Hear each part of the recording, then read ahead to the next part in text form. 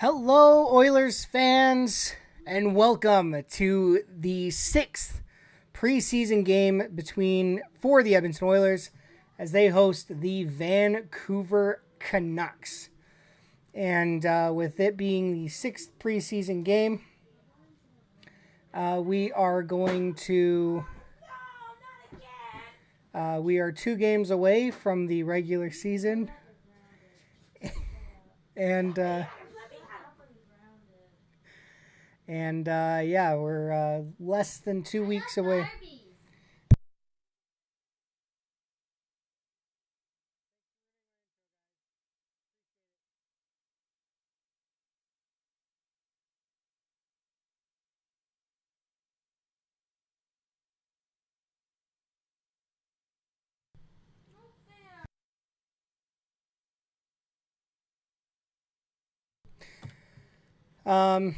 Yeah, so we're less than 2 weeks away from the regular season. The Edmonton Oilers will be starting their regular season on October 8th, but we have 2 more preseason games. Unfortunately, this is the last one at Rogers Place.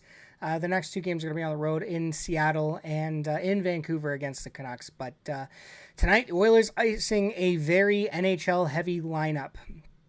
I would say, at least in the forward group, I can see every single forward that they're putting on the ice tonight making the team on opening night. On the defensive side, I would say 4 out of the 6 can be on the NHL roster, and then of course we have one of the goalies who will be on the NHL roster tonight. And I will get to those combos right now. So top line, once again, the Oilers are going to run the McDavid, Draisaitl, Frederic line. Didn't really like what I saw out of them the first time they played, but in their defense, McDavid and Draisaitl were playing their first preseason game, and their compete level was probably at like 10%. But this is a line that, in my opinion, is not going to have a lot of runway to start off. If it struggles early on, I can see a change being made. Second line, we're going with Ryan Nugent-Hopkins between Ike Howard and Andrew Mangiapane. No Matthew Savoy tonight, which is a shame because I think him and Mangiapane have had some great chemistry early on. But Howard's getting a shot on the second line with Nuge and Breadman.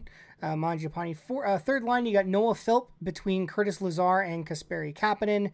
And then fourth line, David Tomashik, who has been phenomenal for Edmonton so far in the preseason, with Szymanski and Quinn Hudson. Defensively, Edmonton is going with Ekholm Bouchard, Cam Dineen, and Ty Emberson, and Atru Lappinen with Alex Regula. Goaltenders, Stuart Skinner and Matt Tompkins is your lineup for tonight. As we get the players coming onto the ice, so should be interesting to see how this game goes.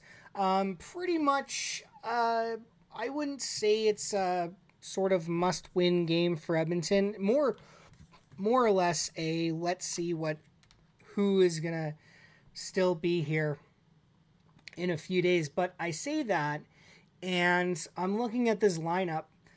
Obviously, Draisaitl, McDavid, Frederic, Nuge are going to be on the team. Mangiapane is going to be on the team. Kapanen is going to be on the team. Tomasic should make the team. He has been good enough that he should be on the team. I say that. He's been more than good enough. He's been great. So he should make the team. Quinn Hudson should be on the team. He's been good as well. Lazar, haven't really seen much out of him, but he was already hard-pressed to make the team anyway. And Szymanski, I think, has looked good as well. Noah Philp should make the team. So like I said, a lot of the forward group, you could easily make the argument will be in the NHL, should be in the NHL, and should be on the NHL team. And hell, even Bob Stauffer, as I'm looking at Twitter here, has a little note here.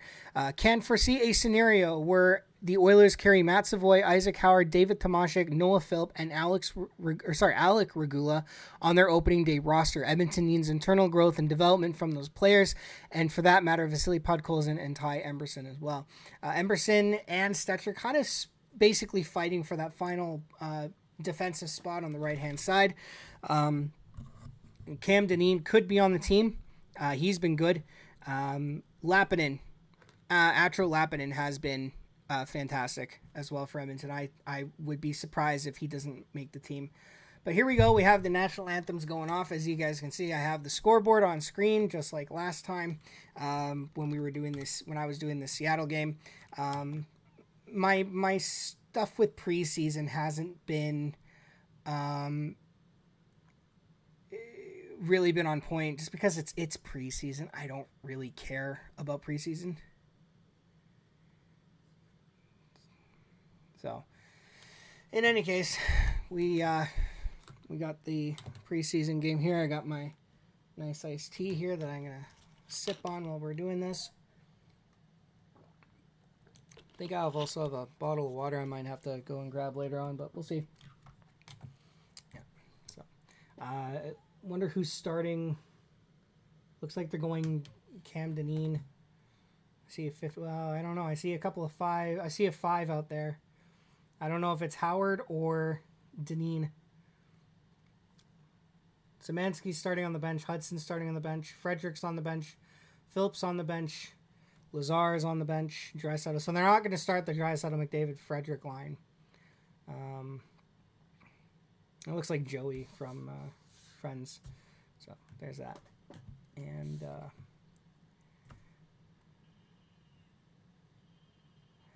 yeah. So here we go. Our anthem is done because it's a game between 2 Canadian teams, so you only have one anthem, which is always a good thing. And yeah, so who are we going to see starting? This game, by the way, is being broadcast on Sportsnet, so if you guys want to look for illegal streams, or if you have your Sportsnet Plus account, we can do it.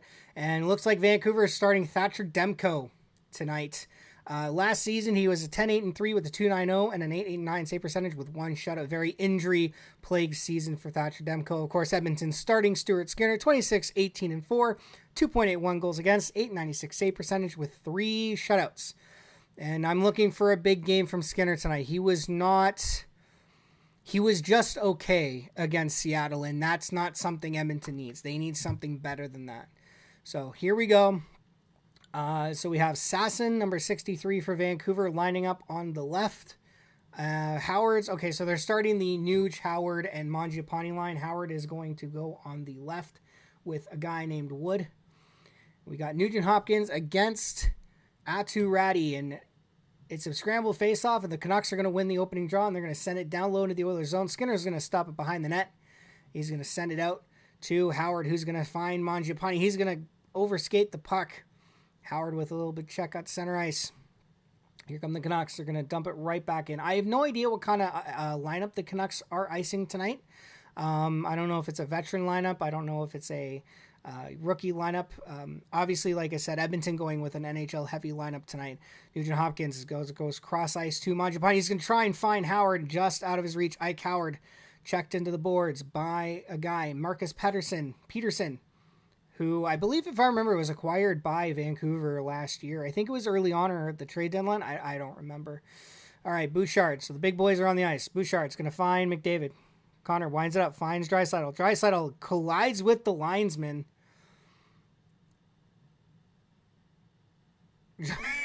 Linesman laying out Leon Draisaitl early on in the game here. Puck back to the point. Draisaitl's going to pick up the. Here come the Oilers on a 3-on-2 rush. He's going to drop it for Trent Frederick. Frederick's going to find Draisaitl. Draisaitl finds Frederick, but it's out of his reach behind the Oilers' net. Bit of a slash. No call, I don't think. Puck back to the point for Bouchard. Bouchard finds Draisaitl over to McDavid. McDavid is going to walk in. He's going to try and find it out in front. And that's in. It's a goal. Who do we have? McDavid? Was it McDavid on the doorstep? I think it was McDavid.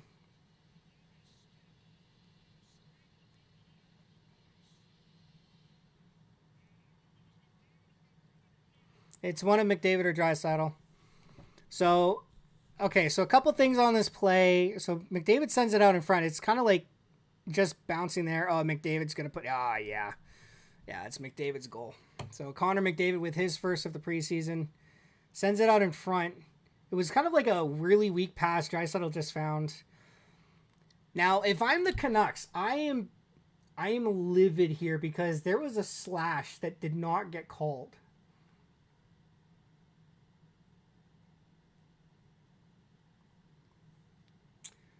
In any case, Oilers lead 1-0, less than 2 minutes in.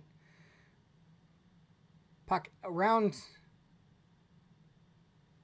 Oilers go right back to work in the offensive zone. Noah Philp with Lazar and Kapanen. He's going to try and send it to Lazar. All right, this will tell me the line. So they have Philip Hedl with Arshdeep Baines and Linus Karlsson. Braden Coots with Drew O'Connor and Jonathan Lekari-Maki. Atu Radi with Max Sasson and Kiefer Sherwood. Okay, so it's Kiefer on the thing there. And Neil Zaman, Joe Labatt, and Mackenzie McShirkin. Marcus Peterson with Elias Peterson. Not the forward Elias Peterson. Derek Forward, Philip Roenick. And Pierre Eliev Joseph with Kirill Kurdastev. So, and we've already gone through the Oilers line, so. All right. Here come the Canucks. So the defense is very NHL heavy. The forward group, not so much. Sherwood will is an NHL player. Same with Ratty and Baines. But I think beyond that, it's Josh Szymanski. Okay, that's who it is. All right. Canucks in their own zone. Passes it over to a guy. That's Philip Roenick. Roenick is going to send it across ice. Shot. Blocker saved by Skinner. Into the corner. And here come the Oilers. No, Vancouver's going to get to a fix. They're going to send it back down in the Oilers zone. Bouchard finds Ekholm. Ekholm's going to cross to Howard. Ike Howard drops it off for Mangiapane. Just out of his reach. The Canucks are going to go collect. Bouchard's going to pinch at the point. Nothing doing there. And here come the Canucks. Potential 2-on-1. But the Oilers have support. So the Canucks can't go anywhere with it. They're just going to chip it into the Oilers zone. Howard's going to stop behind the net. He's going to send it up to Bouchard. Bad pass. And that's... Oh, I thought that beat Skinner. I thought that beat Skinner. That might have gone off the post. That might have beat Skinner and gone off the post. Jesus. I thought that puck went in. Thought we were looking at a tie game here. Pierre Eliev Joseph with the shot from the point. It did beat Skinner. It goes post. I think it went post. Yeah, it went off the post. It beat Skinner clean, glove side. Absolutely 100% beat Skinner clean, glove side. But thankfully it did not go in.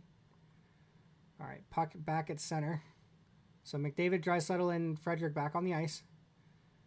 McDavid takes his guy into the boards. Good hit by McDavid. Vancouver still has the puck, though. Here comes McDavid.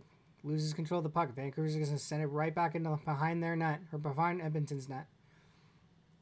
Here come the Canucks. Back to the point. Roenick takes the shot blocked in front, but the Canucks still have possession. Oh, man, Oilers just giving it away right now. Shot. Saved by Skinner. Puck is rolling around, and Skinner is going to cover that up.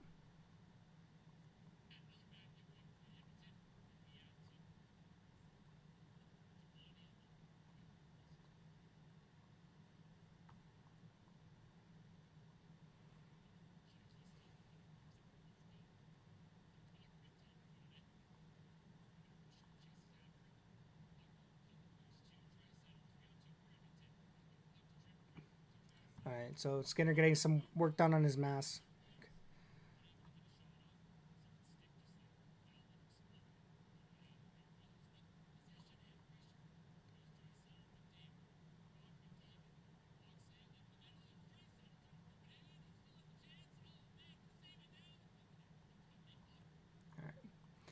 All right, so Skinner had some mask work to get done, and he's going to retake the crease. And Noah Philp with a defensive zone face-off. And Vancouver's going to win that face-off. Back to the point. They're going to send it down low. Vancouver. Yeah. Holding it. Back to the point. They're going to send it down low. Who's number 37? That's Lepinen. All right. Philp spins away in his own zone. Nice play by Philp to get away from that check. Here comes Regula. He's going to pass it off to Quinn Hudson just out of his reach, but the Oilers still retain possession. Now it's stolen by the Canucks. Here come the Canucks. Miniature 3-on-2. Canucks. Puck whacked just wide. Here come the Oilers. Nope. They're going to send it back down low.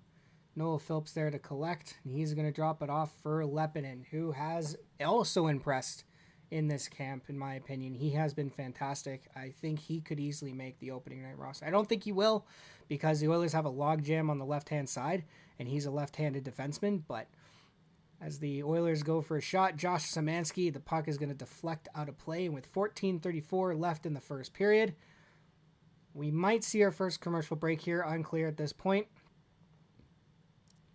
That was, man, Lepinen would block that pass. That was fantastically defensive play by Lepinen. Is this the Vancouver Canucks head coach now? The new one after they fired Rick Tocchet or decided to mutually part ways with, I don't know. We have the Canucks broadcast right now. This is the Canucks broadcast we're listening to. So no idea what's going on in Vancouver. Puck dumped in the Oilers zone. Skinner's going to stop behind the net. He's going to send it up. And it's going to get dumped back into the other side. Quinn Hudson over to Tomashik. Tomashik skates up, passes it back. Emberson sends it up to Tomashik. Tomashik goes cross ice. And a nice little chip play by, who was that? Szymanski, but he couldn't get it. Oh, Tomashik just loves picking. I love this guy. I love what I'm seeing from Tomashik. He picked off a pass, and the Oilers retain possession here. This is oh man, I love this Tomashik guy. I have no idea who this guy is. I don't know if he was drafted or a free agent signing, but this guy, if he does not make the Oilers NHL team, they are not serious about a youth movement. Fantastic work from David Tomashik. And you know what? In a game against the Jets a couple days ago, he picked off a pass in the the Winnipeg Jets zone and set up Josh Szymanski. Won 5 of last 7 games versus Oilers since the start of 2023. Okay, but that's regular season, and if you're are you counting playoffs in that one? I don't think they are. Shot from the point, good save by Demko, and that was off the stick of Matthias Ekholm. Mangiapane tried to send it out in front. Nugent Hopkins spins away from check, tries to set up Ike Howard. Howard's going to go in after it. The Canucks are going to clear it. They're going to flip it out. Bouchard's going to be there to collect it at center ice. Ekholm's going to sweep it in. Mangiapane in on the forecheck. Bit of a cluster there. And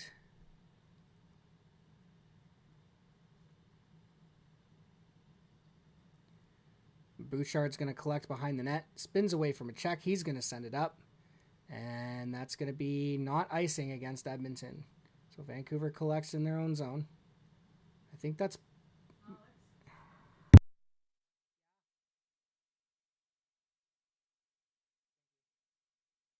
All right, Regula. Cross ice to Draisaitl. Bad pass by Leon. So he has to go back to collect. He's going to drop behind the net for Lepinen. Lepinen up to Draisaitl. He's going to go in after it.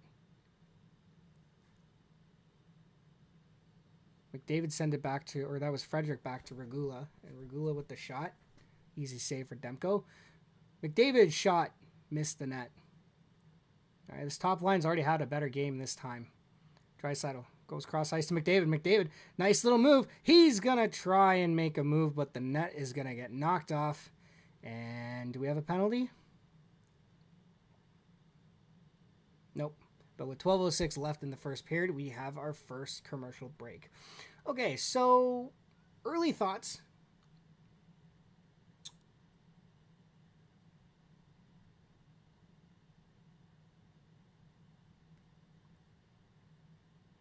The top line is playing good. Tomashik continues to impress. And so far, so good. Lepinen has also made some pretty good saves as well. So I'm liking what I'm seeing so far from this group.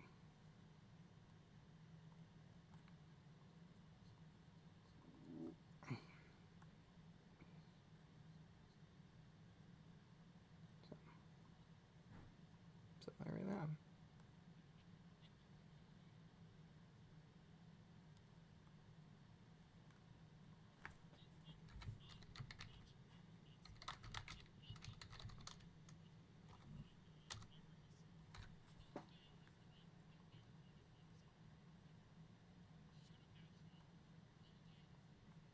Agreed.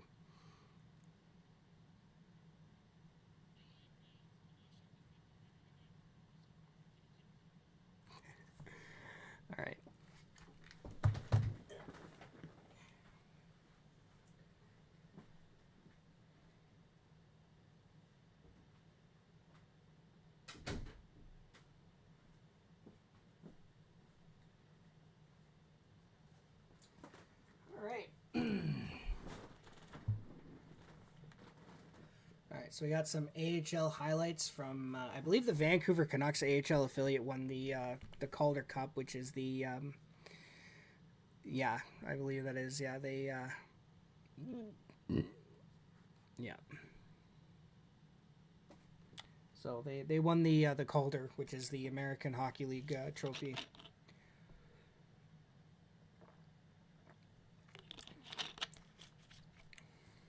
Actually, if I remember correctly, that's actually one of the ways that you can become a good NHL head coach is to win the Calder. I remember when they were saying, you know, when Colorado won the Stanley Cup in 2022, they were saying it was like Jared Bednar was like the first NHL coach to like win a championship at like the 3 major levels of hockey, which I think was like the ECHL, the AHL, and the NHL, because he won. Let's take a look here if I can. Jared Bednar. What? Okay, the internet is weird. I know it. I know that sounds. I know that's a statement that should be like not surprising, but like I typed Jared Bednar into Google and one of the search results was Jared Bednar wife. Like, I'm not interested. Okay, so let's see what we got here. Do they have like a records thing or like a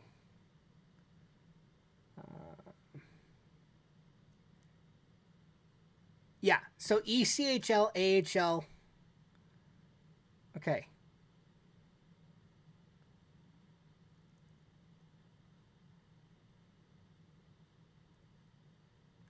Oh man, he was hired in 16-17, eh? Okay. Okay, that's fine. But yeah, you look at his coaching record, right? Oh. Oh. Okay. I would need to have a detailed okay. I would have to go back. But yeah, he was like won like a championship like every major hockey league leading up to the NHL. Which obviously helps. Like if you win, yeah. Anyway, I'm listening. I'm lacking on the commentary here. As the puck is in the Oilers zone right now, we have a guy picking it up behind the net. I didn't see who that was. I think that was Emerson. But anyway, Tomashik's got it. I've loved Tomashik's game in preseason. I know I haven't been commenting on all the preseason games, but I love what I've seen out of David Tomashik. If he does not make this team, what is this organization doing? You know what I mean? But I think he will. I think he has been playing. I think he has played enough. Oh, nice spin move by whoever that was on the Canucks. Easy save for Stuart Skinner. He totally deked out. I don't know who that defenseman was. Here come the Oilers. Quinn Hudson. He's going to find Tomashik. He's going to dump that puck into the Vancouver Canucks zone. The Canucks are going to pick it up, and they're going to do a quick transition out. They're going to dump it in the Oilers zone. Skinner is not going to stop behind the net, but he did go out to try and play it, but the Oilers defenseman was there before. Ike Howard's going to send a bad pass, and he's going to tie it up in the neutral zone. Another bad pass this time from Bouchard. Canucks are going to get entry. They're going to dump it in behind the net. Number 14 for the Canucks is going to pick it up, but Bouchard is going to grab that puck, and he's going to pass it over to Nugent Hopkins. Nugent Hopkins is going to find Ike Howard.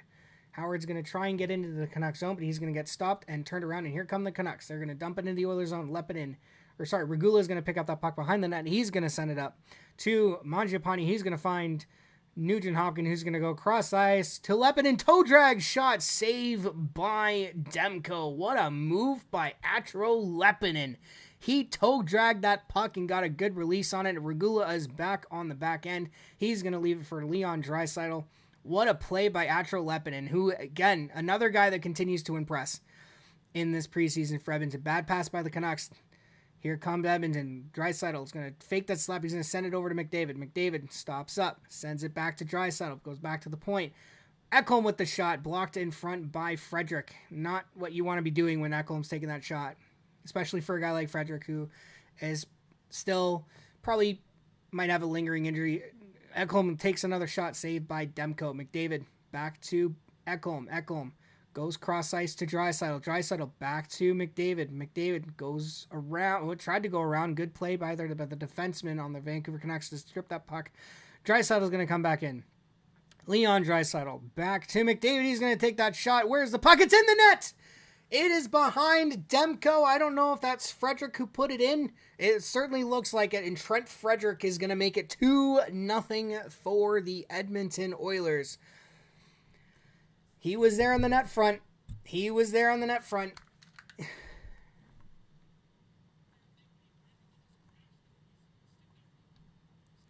So McDavid with the shot. Nice.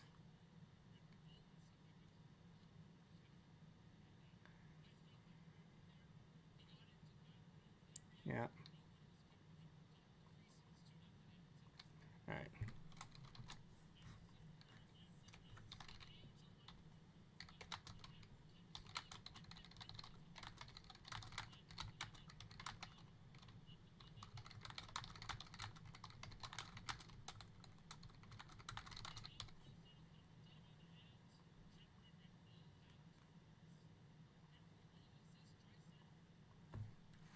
So, top line for Edmonton showing up tonight. I didn't like what I saw against Seattle. Like I said, I was willing to give them that pass because it was their first game of the preseason, and both McDavid and Draisaitl's give a fuck meter, it was like 10%. Yeah. So far, so good. That top line has combined for 6 points so far. McDavid has a goal and an assist. Draisaitl has 2 assists, and Frederick has a goal and an assist. So you like to see that. I like to see that from the top line. And especially if this top line is what we're going to be seeing at the start here. Szymanski, cross ice to Leppinen. Leppinen goes it off his state. Tomasic in on the forecheck along with Quinn Hudson. So, there we go.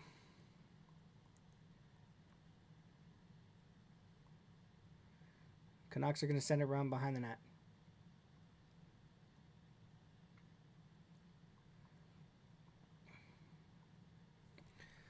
Puck cleared out by Edmonton into the Canucks zone. Philip Hronek's going to stop it. And he's going to send it back for Linus Karlsson. Karlsson's going to drop it off for a guy. Over to another guy who's going to dump it in. And that's going to be icing on the Vancouver Canucks. Now, it should be noted, and I think a lot of you guys might have picked up on this when I was doing the lineups for the Canucks. It was... for the Canucks, it's a very AHL heavy lineup, so I'm not really going to put too much stock into this game, but that top line for Edmonton has been cooking so far.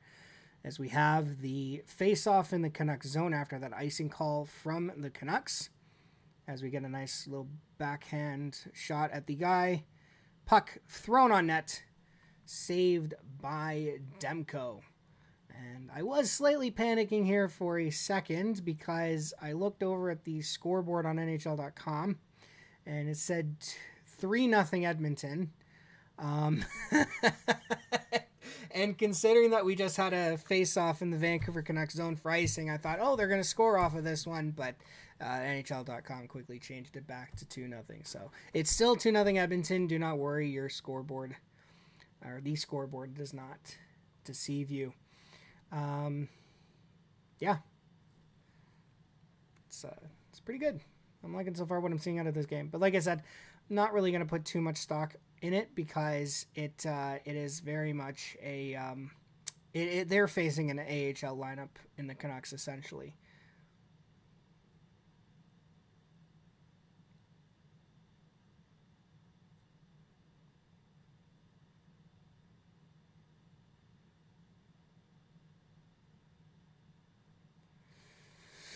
All right, so how is everyone doing tonight?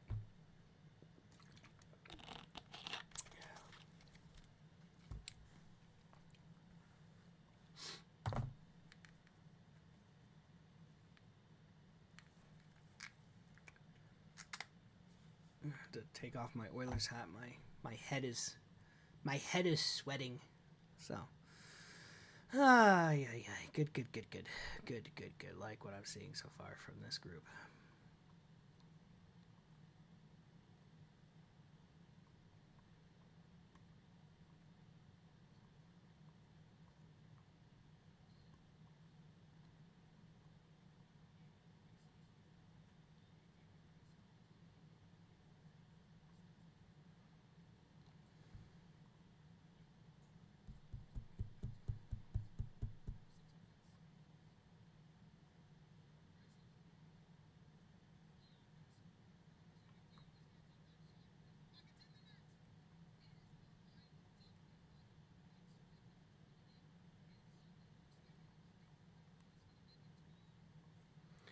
All right, puck back to the point.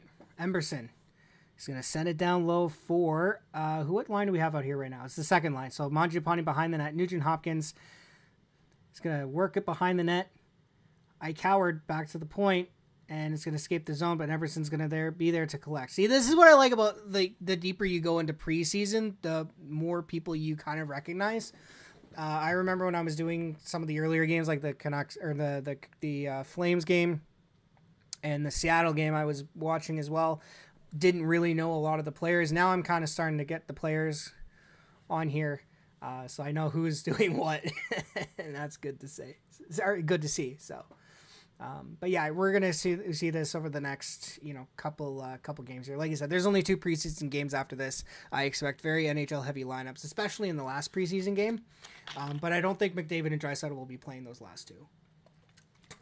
I think this is the only game you're gonna see them play.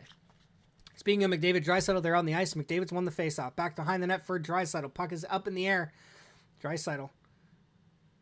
Back in front. Tried to send it to McDavid. McDavid tries to go back to Draisaitl. So, I just commented on Twitter with that Frederic goal. If Frederic is going to be on this top line for Edmonton, that is exactly what he needs to do. You need someone to go to the net. I feel like, I know it's going to be a bad comparison because I don't know how similar of a player they are, but we might be seeing a bit of a Patrick Maroon style combo here with the McDavid, Draisaitl, Frederic line. Because in 2016-2017, Edmonton ran McDavid with Pat Maroon and Leon Draisaitl. And that line worked good. It was a good line, especially Pat Maroon, who scored a career-high 27 goals that year. So if Frederic can come in and kind of do the same thing. Now, the only problem I have with that line is the fact that Draisaitl's on it. Now, I'm not saying Draisaitl doesn't belong there. 100% he does. But it has been proven time and time again that Edmonton is a much better team when Draisaitl is not playing with McDavid. Sure, it's a good nuclear option to go to if, I don't mind them using that as a nuclear option. The only problem is that I have with that line is that they use it so often that it's no longer a nuclear option. And when they do use it, they use it at the completely wrong time most of the time. And the best example I can provide of this, Game 6 versus Florida. They were creating chances. They were doing well when those two were off the ice. But the second Florida made it 1-0, Edmonton went, okay, well, we got to go to McDavid and Draisaitl because we can't lose this game. Because if we lose this game, we lose the playoffs, et cetera, et cetera, et cetera. And then 5-1 happened. And it's just like so bad. So I don't mind them using that. It's just my biggest issue with that is that they use it so frequently that it hurts the team in the long run. And that's kind of that's kind of the issue I have with that option is that short term, yeah, it's good. Long term, it hurts the team. As the Canucks enter the Oilers zone here, they're going to sweep it around back to a guy. He's going to spin off a check, and Lepinen is going to pick it up behind the net. He's got forechecked. Puck out in front. Went through the crease. Nothing doing there. Here come the Canucks. A guy is going to go cross ice. Just missed a guy in front of the net. Oilers running around a bit here in their zone, but Regula's going to pick it up behind the Oilers net. He's going to stop. He's going to collect. And, Regula might make this team as well. He's been good. He's had a good camp as well, in my opinion. He's going to send it up. Here is Mangiapane. He's going to stop up, drop for Nugent Hopkins. Shot to the point. Oh, Howard. Howard is there. Can't do it. Howard shoots. Oh, and Demko has it. Where's the puck? It's still loose. And finally, he covers it up. Great chance from Edmondson right there.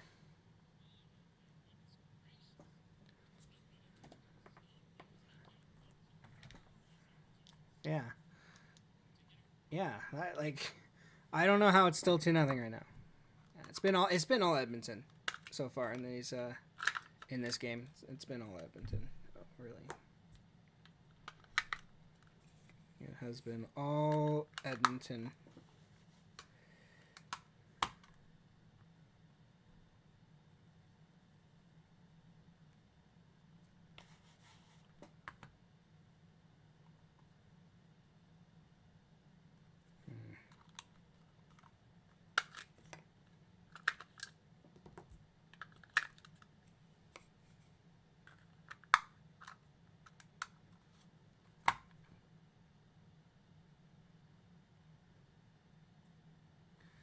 Okay.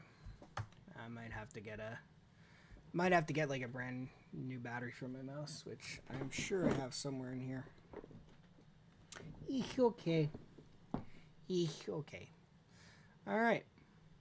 But yeah, that was a great opportunity over there.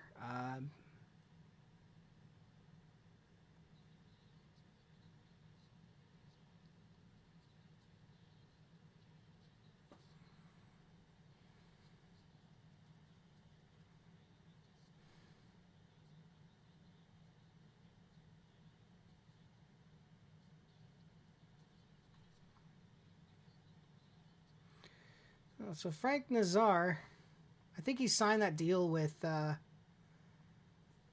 think he signed that new deal with the things. Oh man, Calgary has a back-to-back to start the season. Oh my god, they have to play in Edmonton on Wednesday, and then Thursday they're in Vancouver to take on the Canucks. So their home opener might be Saturday night, the 9th, 10th, the 11th. Yeah.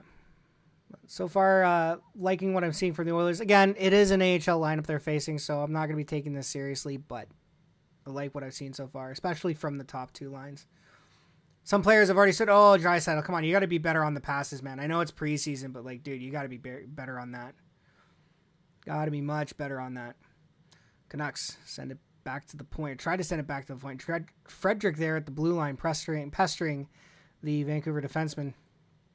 Puck knocked into the Oilers zone, and it comes right out. The Canucks are going to have to tag up here because they are going to be offside, and that is going to be called on said offside. Unless we have a penalty here. Oh.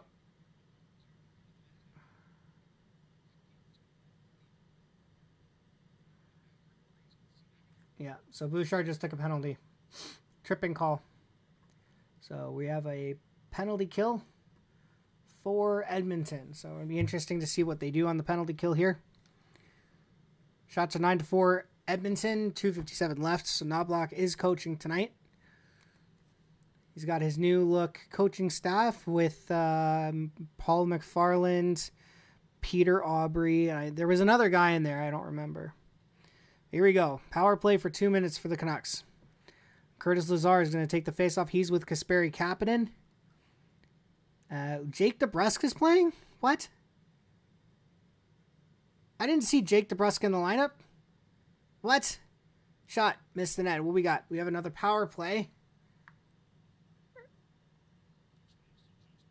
Oh, the Canucks took a penalty. All right, so we're going to have some 4-on-4 action for 1:52. So Edmonton's going to have an 8-second power play when this comes out. Yeah. And Philip Hedl takes down Ty Emberson for a tripping call. All right, so the Vancouver Canucks power play lasts 8 seconds. We're going to have some 4-on-4 for almost 2 minutes. So 2 minutes would be down to 49 seconds plus 8, 57. So by the time these penalties are over, so it will be back to 5-on-5 when the game, when the first period ends. Or Edmonton will have like a second of power play time because it'll be 57 seconds. I don't know. I'm confused. All right, here we go. Emberson off his skates, out of the zone. Dineen's going to pick it up. Cam Dineen. I forgot Dineen was playing. Emberson drops it off for Dineen. Cam Dineen's going to skate up with it. He doesn't like what he sees, so he's going to stop and turn back into his own zone. He's going to pass it up to Nuge. Nugent Hopkins is going to go cross ice to Emberson. Ty Emberson skates into the zone. He's going to try and send it up or send it in front. So you got Howard with McDavid. Or sorry, no, that's Nuge. Nuge is going to take the shot. So it's Nuge, Mangiapane with Dineen and Emberson right now. Okay, that makes sense. Mangiapane in on the forecheck. And this is why Edmonton went out and got Mangiapane. He's good on the forecheck. And Chris Knobloch is a forechecking coach. He likes the players who forecheck. Vancouver stops it. Here comes McDavid with speed. He's not going to get around the defender. He's going to go cross ice to Ekholm. Ekholm's going to send it around for Draisaitl. Draisaitl's going to send it around for Regula. Alec Regula gets stapled into the boards, but he's going to spin off that check. He's going to send it back to Draisaitl. Back to the point for McDavid. McDavid drops for Draisaitl. Draisaitl shoots. Missed the net.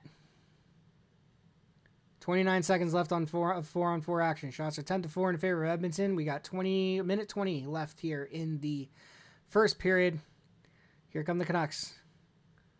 Lepinin poke checks that puck away. Vancouver sends it in. Nope.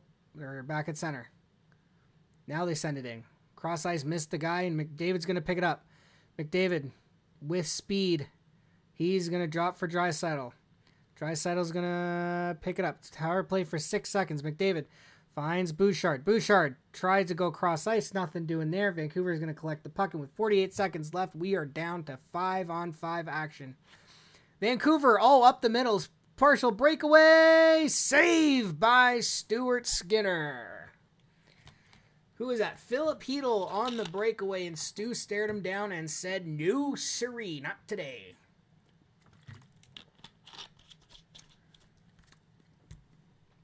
Nice pass. Edmonton needs to be more aware of what's going on there. I'm not going to lie. Edmonton needs to be more aware, but Stu with the save. Good save by Skinner. Yeah, that needs to be cleaned up by Edmonton. Lepinin and Regula, you guys need to be better, more aware of what's going on in your neutral zone there.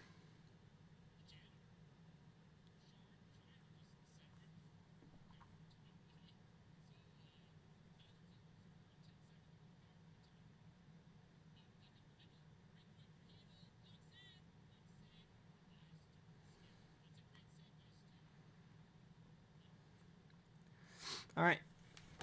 Face off with 39 seconds to go. Back to the point. Vancouver's going to take the shot. Skinner's got that all day, every day. And, yep, we have that going on. I'm going to have to swap batteries again. All right. So Elias Pettersson, not the forward, but the defenseman Elias Pettersson. Hedl's going to win that face-off. Lepinin's going to tie it up in the corner. And puck's going to get out. Stemanski with Quinn. Lepinin takes a hit. Stemanski. Lepinin. Now to Regula. Lepinin and Regula getting a lot of ice time here. I like to see that. See what these rookies have. That's going to get dumped in, and that's going to be an icing call against Edmonton with 12.5 seconds remaining here in the first period.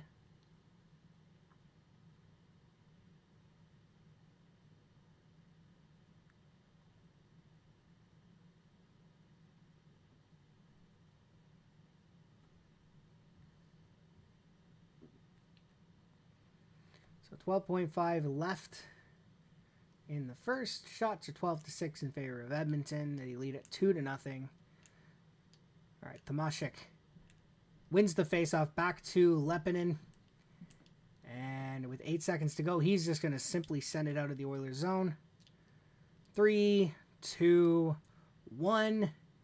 And the first period is going to come to a close. The Edmonton Oilers, off of goals from Connor McDavid and Trent Frederick, lead it 2-0.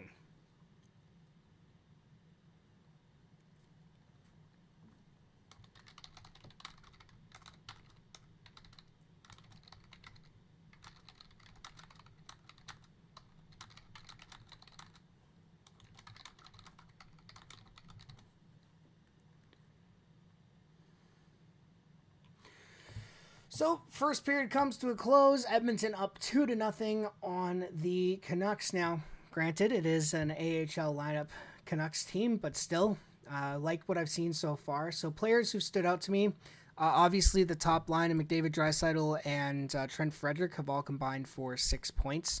McDavid has a goal and assist. Trent Frederick has a goal and assist, and Draisaitl has 2 points.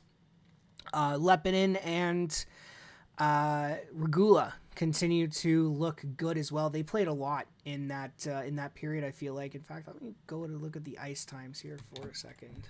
Let me go look at the ice times for the players here. So let's go to the game center. Actually, I can do it on here. Let me just do it on here quickly. What is we looking at? The box score. Here we go. Says the Canucks Oilers. Okay, time on ice. Who's on the defensive time on ice? Yeah, they've played the most. 757 for Alec Regula and 722 for Edmotnon. So, I'm. You know what? I'm gonna tweet this out.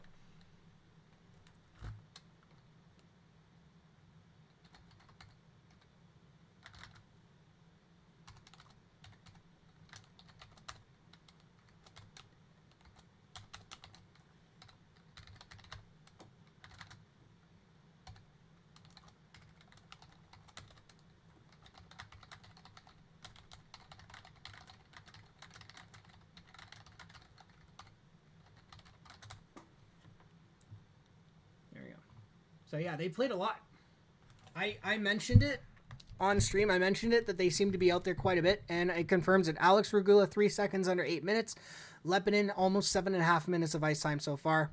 In fact, they've played the most out of any Oilers player so far, aside from Stuart Skinner, who's we don't count because he's going to be in the whole game. But they've played more than any forward.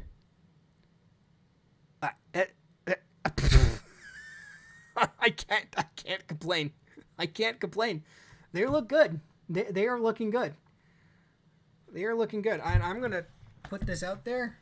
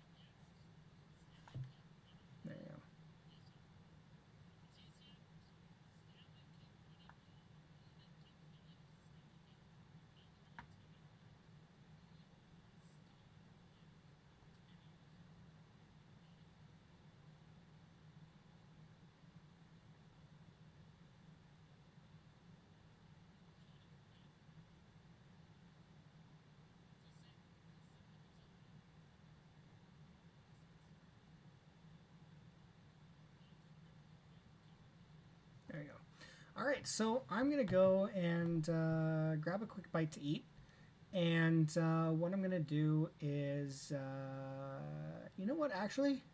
What I'm going to do is I'm going to show you guys we'll do the edge goal visualizer here to show you guys the goals. I mean, that's what I'm going to do. I'm going to show you guys the goals here on the goal edge visualizer. So we have the puck here. So McDavid's got it. He's going to walk in, tries to send it out in front. Draisaitl's going to pick it up, send it off behind this or at the side of the net. McDavid is going to pick it up and put it into the empty cage.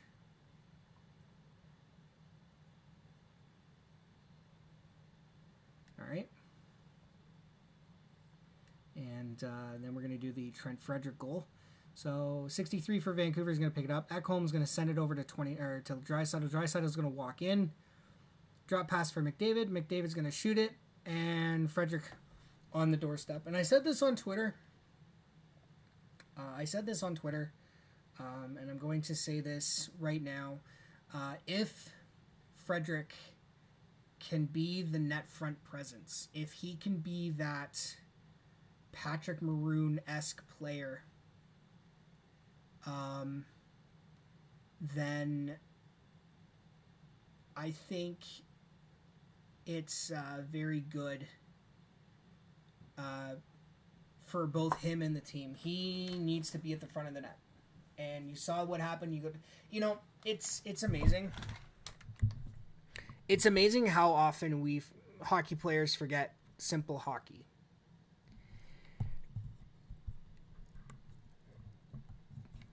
Hockey is a very simple game.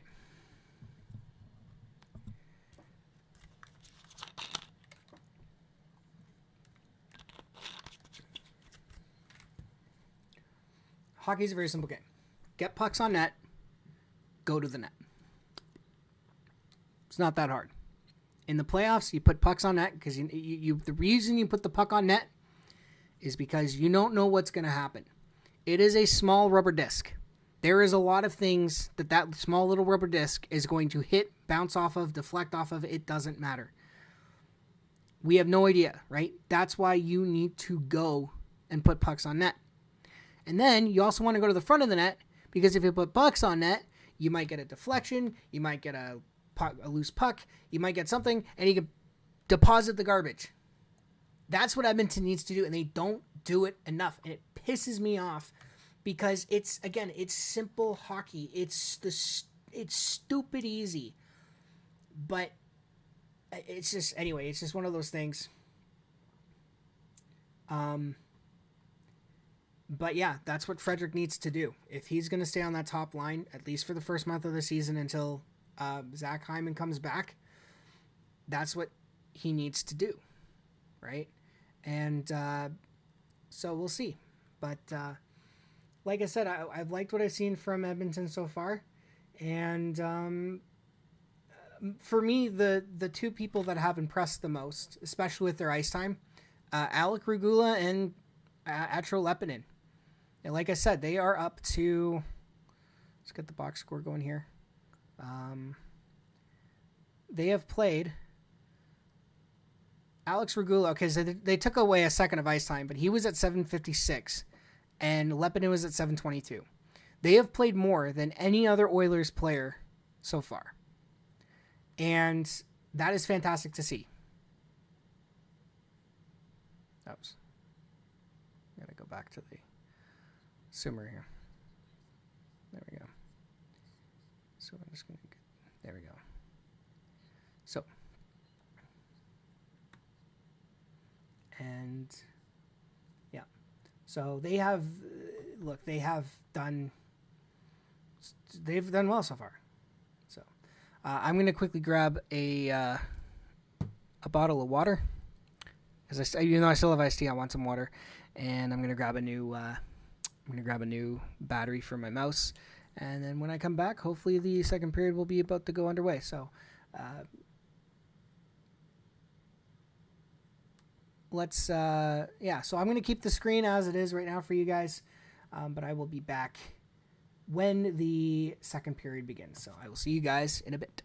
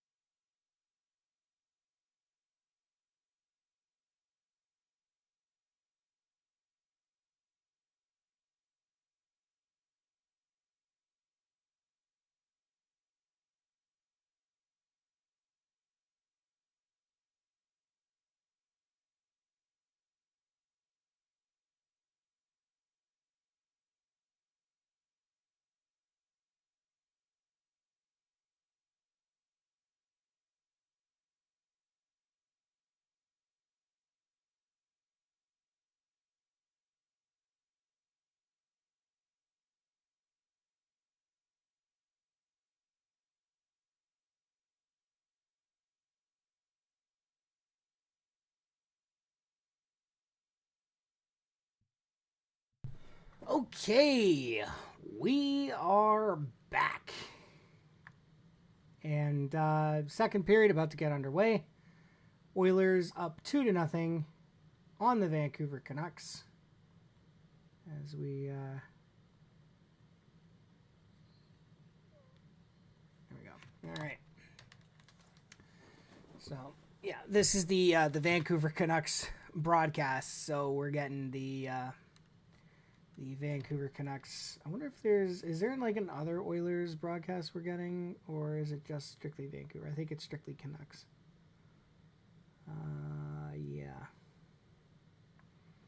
All right, that's fine.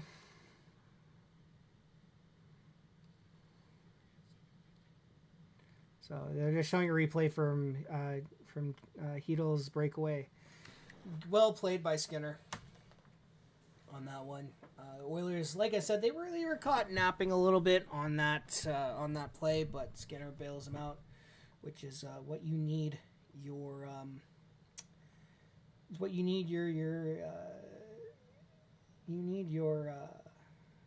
goalies to do that. So yeah. All right, puck. Oh, speaking of Skinner bailing him out, puck was dumped in on Skinner, but that's going to be an icing call against Edmonton. 14 seconds in.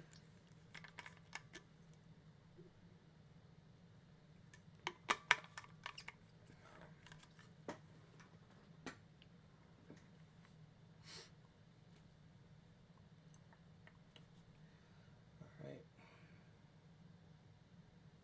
Like I said, I'm not going to put too much stock into this game in terms of what this means for Edmonton's regular season. They are playing a Vancouver Canucks AHL lineup essentially, but as I said at the end of the first, I have been impressed by I have liked what I've seen from some players, especially Regula and Lepinen, who, as I said, have led the Oilers a nice time so far. And you know they've been entrusted on PK, 4x4, not 4x4, 4-on-4, and I like what I've seen from them so far. It looks like we have an icing call against the Vancouver Canucks here. 40 seconds gone into the second period. Shots still are 12. I believe it's 12-7 now, in favor of Edmonton. So we have an icing call.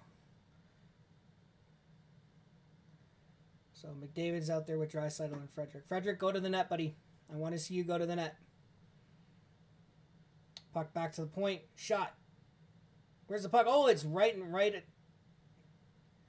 in front of Thatcher Demko, but he had the pads down. Frederic drops for McDavid. He gets it back.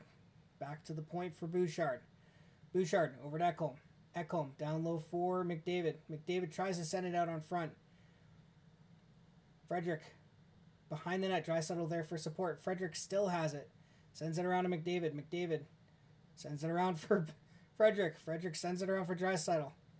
Frederic out in front. Canucks can't clear the zone. McDavid has it. McDavid drop pass for Frederic. Shot saved by Demko, and here come the Canucks. Vancouver is going to skate out with that puck. They're just going to flip it into the Oilers zone and go for a change. Draisaitl is going to pick it up behind the Oilers net.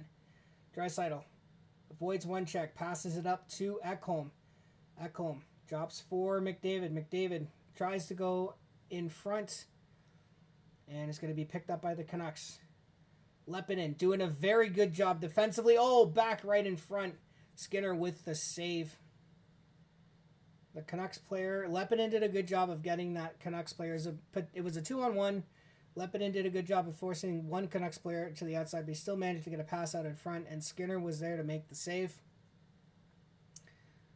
And Kapanen. And what do we have? We have a penalty. I think it's going to be against Edmonton. And what do we have? Too many men? So Lepinen did a pretty good job of putting the guy out. He still got the pass across. Oh, and it just rolled off that guy's stick. Otherwise, that was a backdoor tap in. Yeah, too many men for Edmonton. As soon as I saw a guy come out when they were crossing the blue line, I thought it was a bench minor. So Noah Phillips going to serve the penalty, and the Canucks have their second power play of the game. Technically, it's going to be officially it's their second. I'm going to technically call it their first because the first power play lasted 8 seconds before it got before it got negated because the Canucks took a penalty. So we'll see what happens. So, all right, face off to the left of Skinner. Sorry, to the right of Skinner. Hronek's going to try and send it across. It's going to deflect off the skate. Who is Edmonton have out there right now?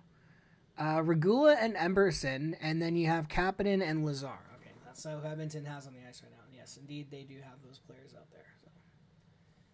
Penalty kill is 78.3% at home. Don't put too much stock in that one. I don't know if that's regular season last year or the preseason, but shot from the point, missed the net.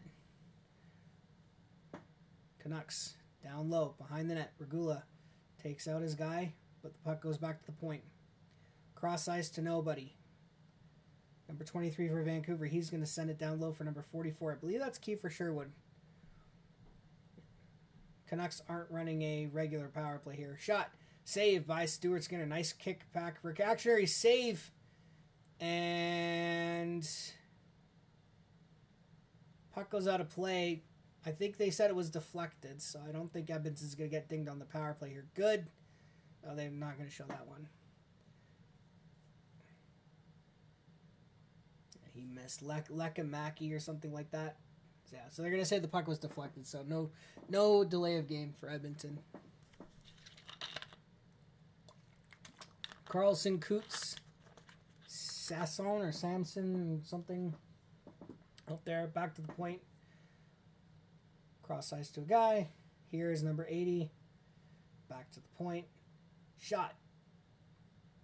Potentially blocked in front. Deflects into the corner. Oilers are not going to be able to get it. Nugent Hopkins is out there. Goes cross ice. Good defensive play there by Ekholm to break out that pass. Mangiapane. So you got Nuge, Mangiapane, Ekholm, and I'm guessing Bouchard is out there as well. Let's see. Yeah, Bouchard.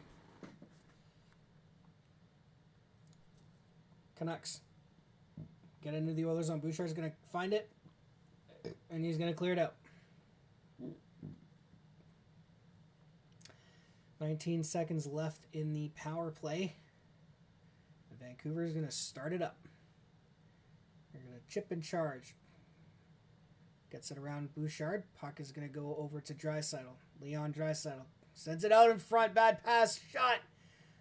Up and over. My goodness. Draisaitl, bad pass, my guy. You know, I'll say this. I think Bouchard took a lot of unnecessary heat in the playoffs last year. Oh, it went off the post too. Because of passes like that. I remember one of the goals Florida scored.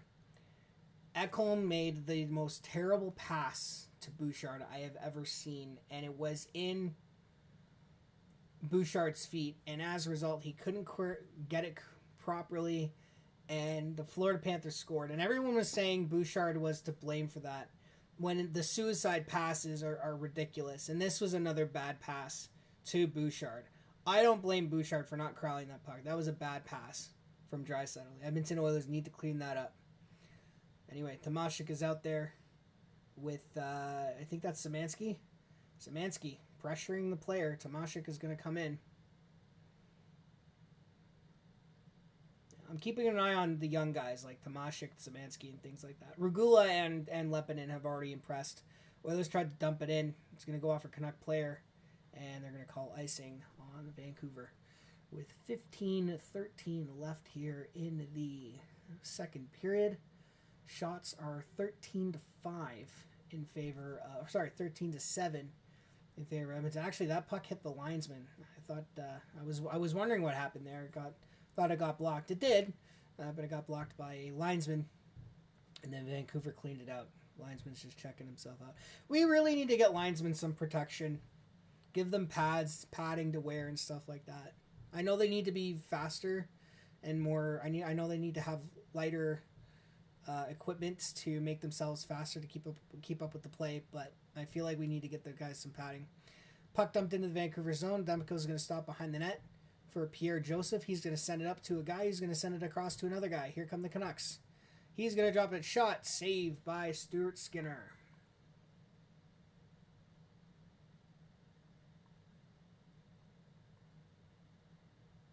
Who's the backup tonight for Vancouver? Tolopio. I think I know I'm not saying that right. Is it? Tolopilo. Okay. Forbert. Beans, Labatt. Yeah, I don't know why they were. I guess they were just doing it for the purposes of. I guess they were doing it just for the purposes of. There you go. Yeah, I think we can do it like that. Okay, that's how we're gonna do it. I think they were doing it just for the purposes of like what happened last year, but what's his name is not playing. Jake DeBrusk is not playing.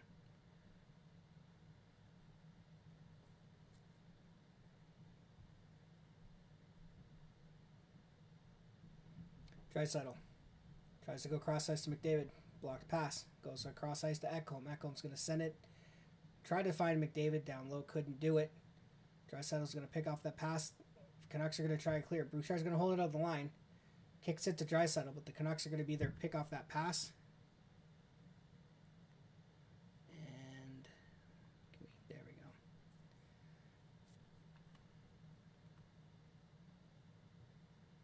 Yeah, I don't know what happened there. Why my screen did that, but that's okay. And Vancouver has scored, it looks like. But I think they're going to well, you can't challenge for goaltender interference. So the Canucks have scored. Derek Forbert gets on the board. It'll be interesting to see what happens here. I know they can't. I don't think you can do coaches challenge in the preseason. What happened here? So Canucks just get in. I mean, they bumped Skinner.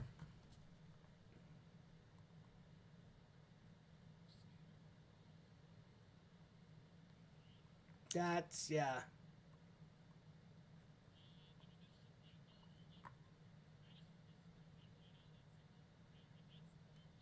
Yeah.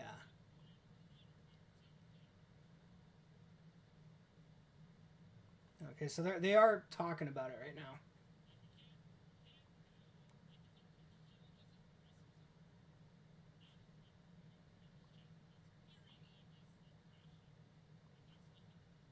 Yeah. So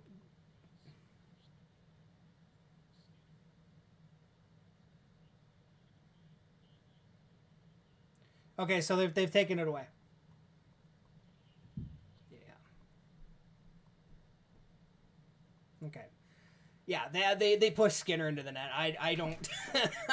I know they don't have coaches challenges in preseason, but that's a no goal all day. Yeah, you push Skinner into the net. Yeah.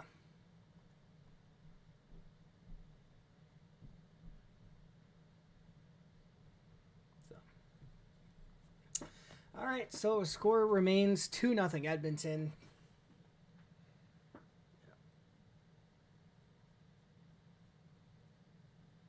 Vancouver has outshot Edmonton 3-1 so far in this second period, though.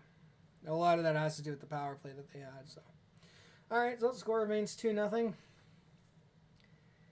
and Oilers are going to dump the puck in, and it's going to be icing.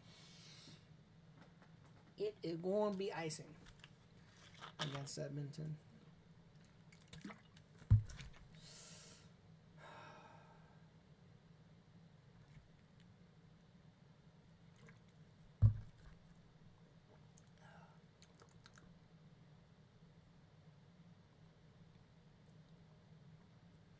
All right. Face off to the left to Skinner. Nugent Hopkins is going to take it, and he's going to win it. Dineen gets hit along the boards. Canucks keep the puck in. Kiefer Sherwood runs into a guy. That would be Dineen. Kiefer Sherwood. Sharp angle shot, saved by Skinner. Nugent Hopkins can't collect the puck. Emberson with the pass up Here come the Oilers. 2-on-1. Here we go. Mangiapane with Howard. Mangiapane can't send it over to Howard. And Nugent Hopkins had to come in. Or that was Deneen. I don't know who that was on the trailer. Deneen's going to send it out in front. Nugent Hopkins is going to try and centering it. Back to Emberson. Nugent Hopkins over to Deneen. Cross ice. Where's the puck? Out the side of the net. Lepinen. Back to Regula. Lepinen and Regula back on the ice. Back to Lepinen. Lepinen sends it up. Puck deflects in on Demko. And he's going to leave it for number 27. I think it's Derek Forbert. Yeah, Derek Forbert is number 27. So, Philp. Regula. Back to Lepinen. Lepinen. Up to a guy. He's going to dump it in. Philp tries to send it out in front. Nearly worked as well. That nearly worked. Puck back into the Canucks zone. They're going to quickly get it out. Skinner's going to leave it because he thought it was icing. Play goes on. Canucks. Back to a guy. He's going to take the shot. Saved by Skinner. Quinn Hudson, diving play, knocks that puck out of the Oilers zone. Good defensive play by Quinn Hudson. He's going to grab it back. Or that's, sorry, that was Lazar. Was it Lazar or Hudson? I don't know. Oilers send the puck up into the Canucks zone. Demko's going to stop behind the net. Leave it for Joseph. Pierre-Olivier Joseph. Is he a forward or a defenseman?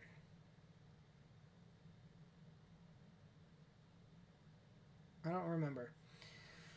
Bouchard slaps it in. Szymanski with a hit. And we are going to get called on the offside, and we're going to have ourselves a commercial break. 2-0 Edmonton with 11.5 minutes remaining in the second period.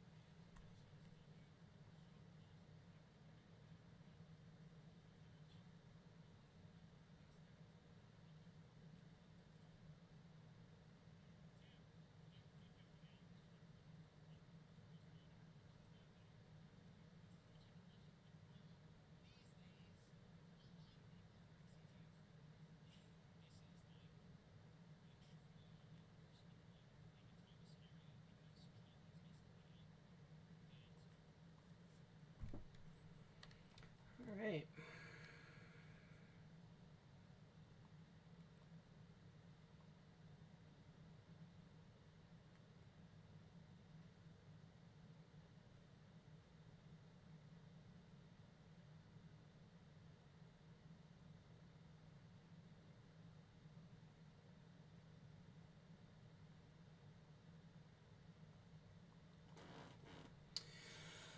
Oh boy, oh boy, oh boy.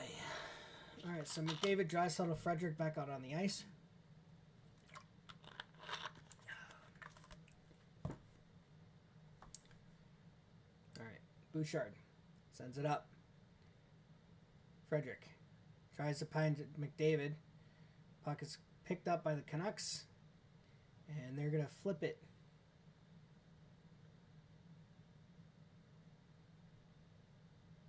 McDavid averages like 1.53 points per game in his career, third most in the NHL history. I can tell you who the first two are. Number one is Gretzky. Number two is probably Mario Lemieux. Frederick tries to send it out in front. Nothing doing there. Vancouver's going to pick it up, and they're going to go on the transition attack here. Nice defensive play by Frederick, though. Finds McDavid. McDavid, here we go. He's going to find Draisaitl. He's just going to miss the net. The puck went to McDavid. or the puck got to Draisaitl, he'd put it just wide on the 2-on-1. But that was a great defensive track down by Frederick there to get the puck to McDavid. Now the Oilers back at McDavid. Draisaitl tries to go cross ice to Mangiapane. Draisaitl back to the point for Emerson over to Cam Dineen. Dineen is going to go in there. He's going to try and take a sharp angle shot. Dineen behind the net. Mangiapane comes out in front, sends it over to a guy. Shot just deflected wide. I think that was that Howard? Yeah, that was Howard on the redirect. Mangiapane. Oilers buzzing here. Second line doing good work. The Oilers were able to rotate get a full line change in. And now here come the Canucks. And it's the end of their shift, so they're just going to dump it out into the Oilers' corner. And Emerson's going to pick up that puck, and he's going to stop behind the net. He's just going to let traffic form, and he's just going to do what he has to do here. Emerson still waiting behind the net. Now he's going to send it up. But the puck is going to get picked up by the Canucks, and they're going to get into the Oilers' zone. A guy fell. They still managed to get the puck around the net. So you got Lazar. Nuge has to get off. So Lazar, Kapanen, and Nuge out there. Hronek's going to take that shot. It's going to get deflected into the corner. The Canucks are going to come up with it. Around to the other side. Back to the point. Cross to a guy. Goes cross ice. Good stick by Emerson to get in that lane. And deflected into the corner. And the Oilers are going to clear it out for a line change.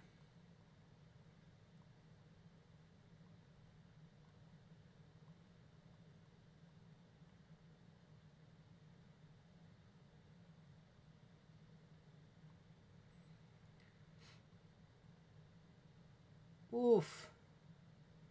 Was that Lepinin? Lepinin just got flattened by a Canucks player. And Skinner's going to make that save as the puck deflects in on him. And was that 14 that laid out Lepinin? Was it Labatt? I think Labatt. Oh, we got a Canucks player that's getting tended to on the bench here, so it might have been an eye for an eye. I missed what's happened. Well, we have 8.5 minutes, or 8.5 minutes remaining in the second period, so.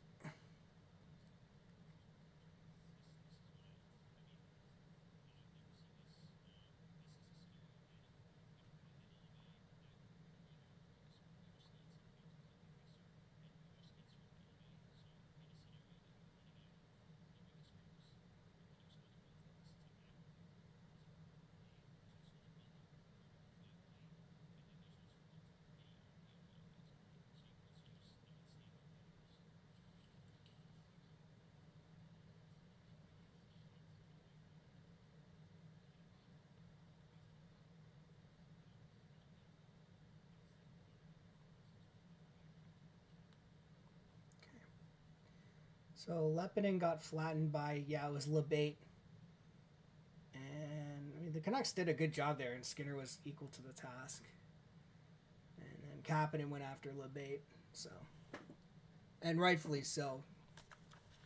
So good on Kapanen for sticking up for Lepinin.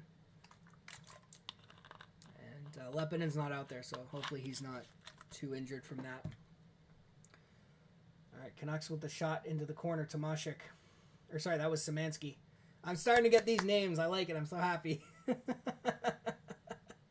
I'm finally starting to figure out who's who. All right, puck deflected in. Skinner's going to stop behind that. He's going to send it up to Cam Dineen, who's going to try and get it to Tomashik. Emerson sends it around for Dineen. Dineen's going to give it to Tomashik, and he's going to spring Szymanski 2-on-1. But Hedl got back in time and took that puck off of Szymanski. Szymanski had a little bit of a 2-on-1 break with Quinn Hudson there. But Hedl tracked him down. Good defensive play. Who was that? Was that Emerson? I don't know who that was on the back end. That was a great defensive play in the slot there. I think that was Bouchard. Not entirely sure. Might have been Bouchard. I don't know. All I know is that the Canucks tried to play to sending the puck in the slot, and there was an Oilers defenseman there that picked it off pretty darn well. Sure would. Up at the point, he's going to take the shot. It's going to get saved by Skinner and go over the net. Frederick. Going to give it up to Bouchard. Bouchard's going to do a nice little flip into the center ice. And puck is going to get dumped right back in. Sherwood. Tried to send it around. Nothing doing there. Puck is going to escape the zone and Vancouver has to regroup. Ekholm. Sends it around for Bouchard, but Bouchard got tied up. And it's going to go back to the point. Shot right into the glove of Stuart Skinner.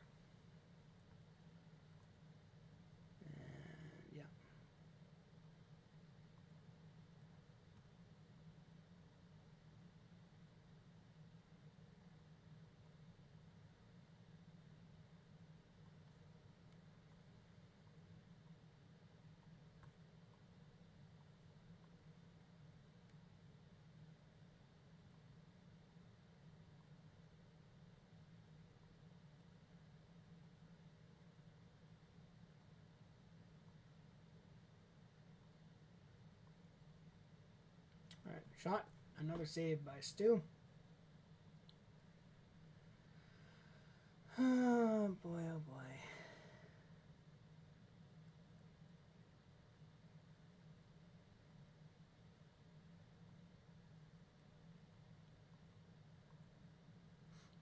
All right, face off to the left of Stu.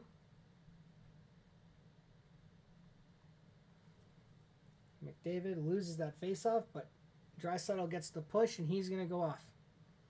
He's got to stop up at the blue line, sends it to McDavid. McDavid button hooks.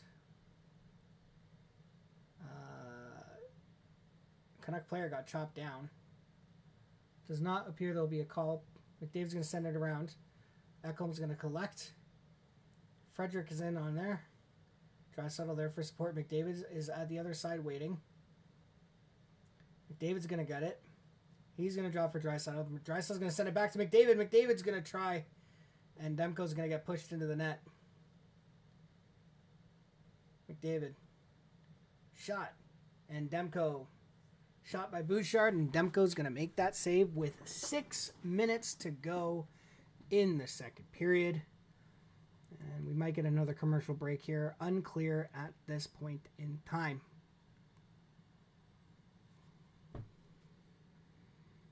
Not a good game to be a goaltender. Both goalies have been run into. Yeah, Demko had no idea where that puck was when it initially hit him.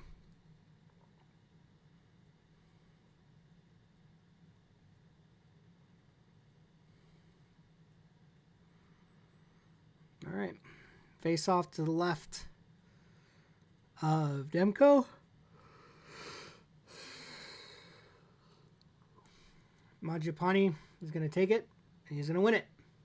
Puck is going to get shot, and it's going to get deflected out of play. And now we're going to get the commercial break with some amount of time remaining.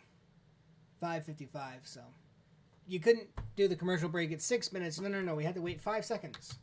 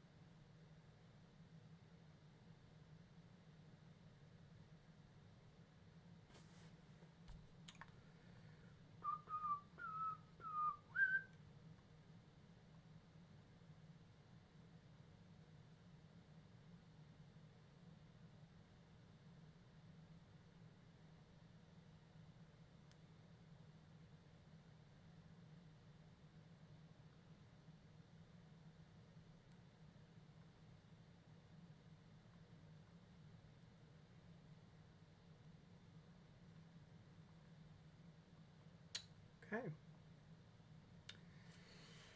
Oh, boy. All right, face off to the left of Demko. Oilers win it. Lepinen's going to send it down low for Howard. Or for Nuge. Nuge is going to try and send it in front to Howard. Ike Howard. Bit of a jam there, but the Canucks are going to come up with it. Regula. Back to the point. The Canucks are going to take the shot saved by Skinner. He's going to get knocked down. Oh my God. Both Skinner and Demko are getting run into by the players tonight. Nice track down by whoever that was. I don't know who that was. Was that Howard or Mangiapane? Almost stripped the Canucks of that puck there. Mangiapane has the puck knocked off his stick, but it's going to roll into the Vancouver Canucks zone. And they're going to regroup. Canucks are catching up in the shot clock. They have had the more shots this period. Edmonton has had 3 shots. Canucks have had like 7.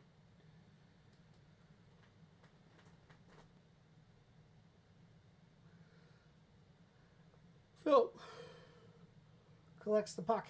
Sends it up to Lazar. Curtis Lazar. He's going to go around the net. He's going to get taken into the boards. Oilers defenseman was going to pinch. Was that? I think that was Emberson with the pinch. Knocks down his player. Kapanen. Over to Emberson is going to drop for Dineen. Dineen's going to slap that puck into the Canucks zone. Yeah. 4:20 left here in the second period. Oilers still maintain that 2-0 lead. Off of goals from Connor McDavid and Trent Frederick. Oh boy. Nice. And that was a 3-on-1 for Vancouver. They just couldn't corral the puck. And it started as a 3-on-1, but it quickly became a 2-on-1. And Canucks couldn't handle the pass, so it didn't really manifest in anything. All right, 3:55 left. Canucks dumping into the Oilers zone. Ekholm gives it right to a Canucks player. He's going to shoot, and it's going to go wide. Or maybe it deflected. I don't know. Canucks. Shot. Missed the net. There's traffic. Skinner couldn't see it.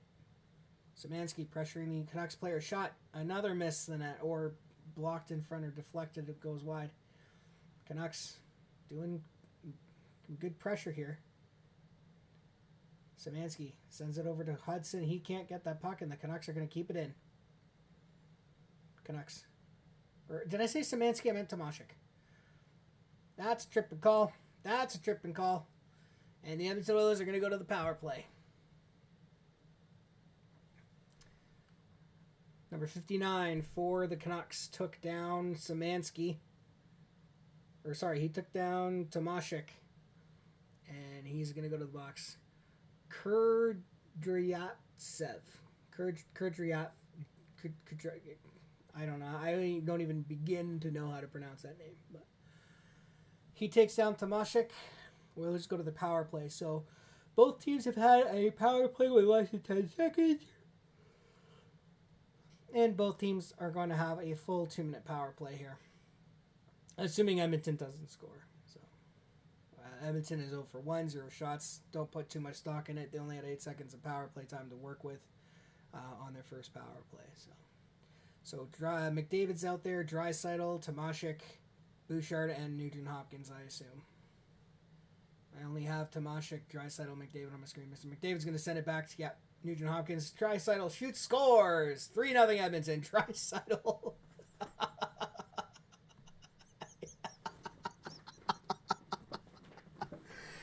Neon Leon with his first of the preseason, just absolutely hammered that from the point. Just boom, bang, top corner. Damn, that was a rip.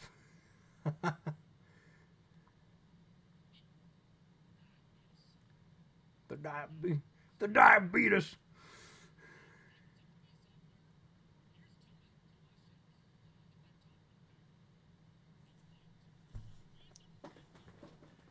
Yeah, that's what I said. That's what I said. What a blast from Draisaitl, eh? Yeah, I'm honestly, I'm going to be very interested to see. Oh, here we go. 2-on-1. McDavid. He's going to shoot. Saved by Demko, but he can't cover the puck in time. Frederick going to the net. Gets that puck into the corner. 2:40 left. McDavid pressuring the defense, but the Canucks are going to come up with it. Here come the Canucks. Sherwood's going to send it down into the Oilers zone. It's going to get collected by the defense, and they're going to get the puck out. And McDavid's going to pick it up. He's going to start off in the Oilers zone. He's going to wire it. He's going to go for a skate. He's going to get slightly tripped up. And he's going to pass the puck right to a Canucks player, and they're going to get it out. 2:16 left here in the second period. Ekholm. He's going to dump the puck into the Canucks zone. Tomashik, or is that Mangiapane? That was Mangiapane on the forecheck. Nugent Hopkins. Mangiapane is a smart addition for this team. I will tell you that right now. Shot from the point, blocked in front.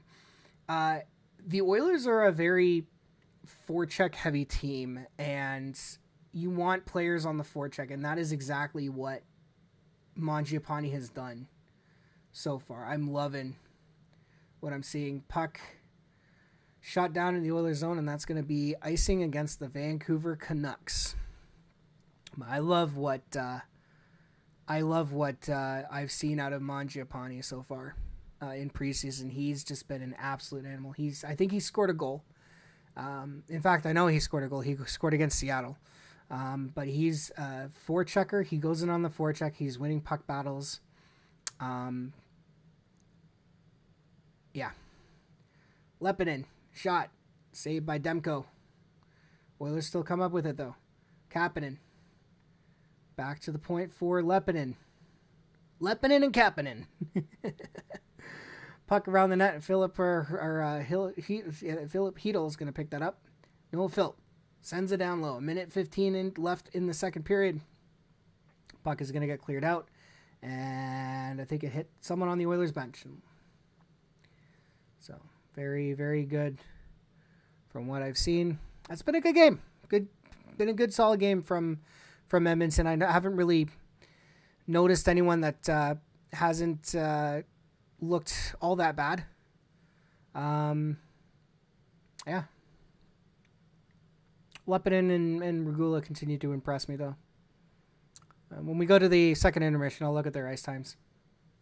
All right, 1:11 to go here in the second period.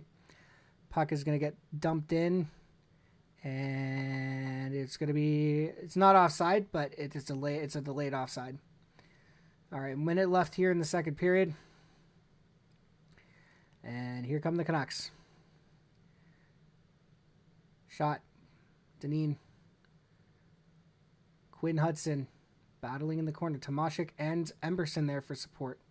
Szymanski hanging on the slot. Vancouver's going to come up with it. They're going to send it back to Hronek.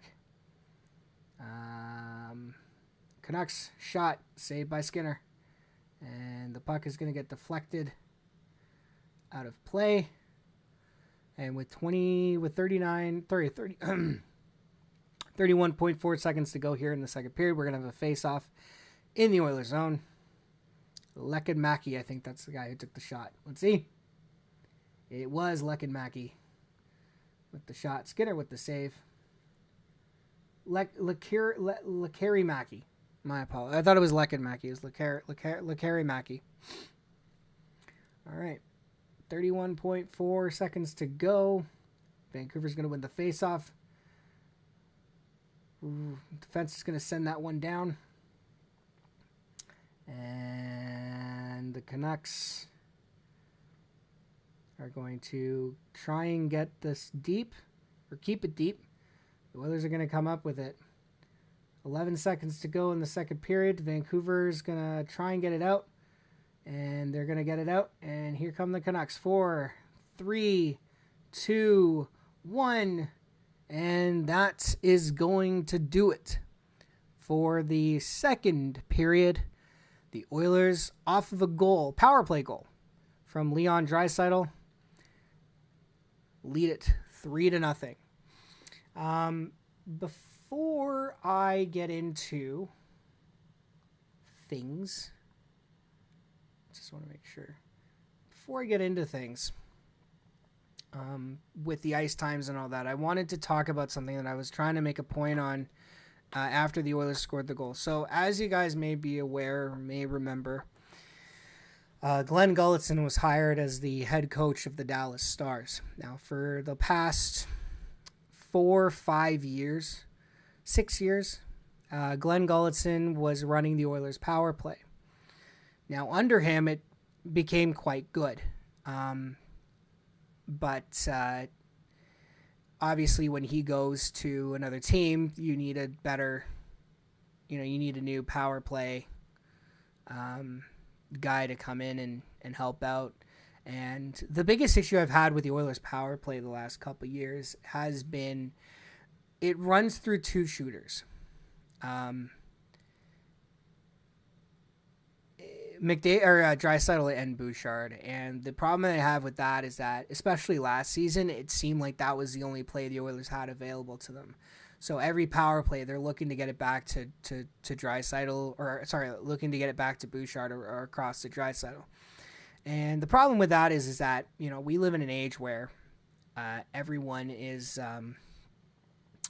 where everyone has access to videos and, we can do this thing where we can break down plays and stuff. And so teams that are, video coaches, they're basically collecting broadcast tapes from Oilers power plays, and they're going, okay, this is what they want to do. This is how they do it.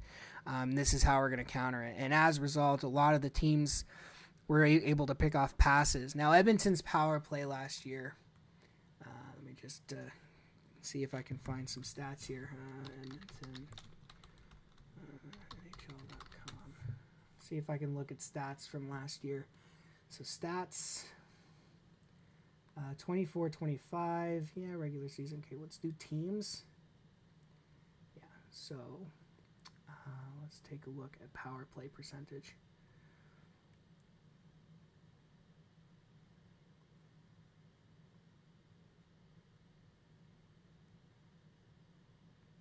Oh, my God.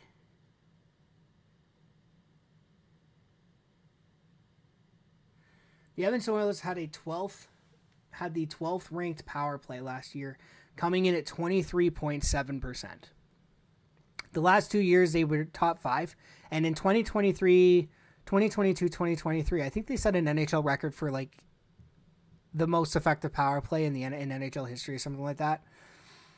But when you're running a 23.7% power play during the regular season, obviously something's gone wrong, and it was quite obvious something went wrong because the Oilers only had 2 plays: get the puck to Draisaitl for him to one-time it from his office, or get it back to Bouchard to one-time it from the point.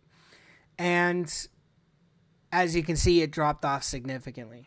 In fact, 23.7%. Compare that to 2023. It was at 20. Okay, so let's go back here. Let's go back to 2019. So in 2018-2019, they had their power play was at 26.8%. Okay. 2019-2020, a bit skewed because of COVID, but they finished the regular season at 27.7. 2020-2021, 27.4. 2021-2022, 27.4. 2022-2023, 27.8. 2023-2024 dropped to 25.1. And then last year it dropped down to 23.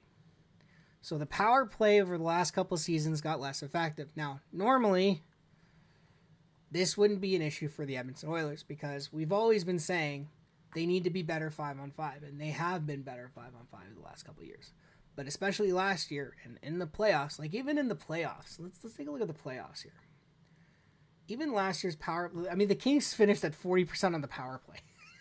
Edmonton finished at 25.4. So, the PK wasn't great. The Florida Panthers were at 86.4.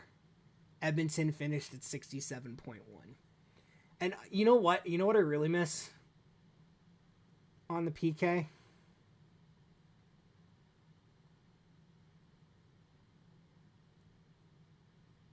(2023-2024). PK. What? What? Hey, hang on a second. They only gave up 4 power play goals all playoffs long. What? Oh. Okay, that I was looking at the wrong thing here. What? Okay, hang on. Yeah, I was looking at it says like why would you add that in? Okay, I was looking at the wrong screen here. So, I was doing it from okay, that's why. Because I'm like, I saw Montreal there, and I'm like, Montreal wasn't in the playoffs in 2020. Okay, so in 2023-2024, the Edmonton Oilers finished with a 94.3 percentage on the penalty kill. They gave up 4 power play goals all playoffs long that year. Now we can take a look at the regular season. The playoffs, yeah, the power play for Edmonton, 25.4. So the power play has been kind of struggling a bit. So it'll be interesting to see what the ice times are going to look like. It'll be interesting to see what the new guy does. I think his name is Paul McFarland is going to do with the power play for Edmonton this year. But let's take a look at the ice time for Edmonton now. So time on ice. So Connor McDavid is at 12:56. Draisaitl is at 12:05. Okay, that makes sense. Defensively. So Ekholm is now leading. He is at 15:44 time on ice. Bouchard is at 14:52, and this makes sense. Ty Emberson is at 12:54. Regula and Lepinin 12:54, and Regula is at 12:54. Lepinin is at 12:22. So they got trusted a little bit less in that second period, but I've still been impressed with them. I haven't seen anything out of their games that suggests to me that they are not making this team. The only thing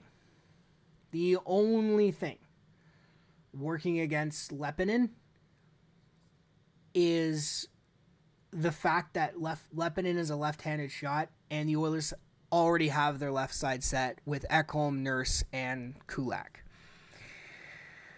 The right side, Bouchard and Wollman. So really you got like 5 defensemen gunning for one spot. You got Stetcher, Dineen, Regula, Lepinin, and Emberson all fighting for one spot. And right now, the only edge I'm going to give is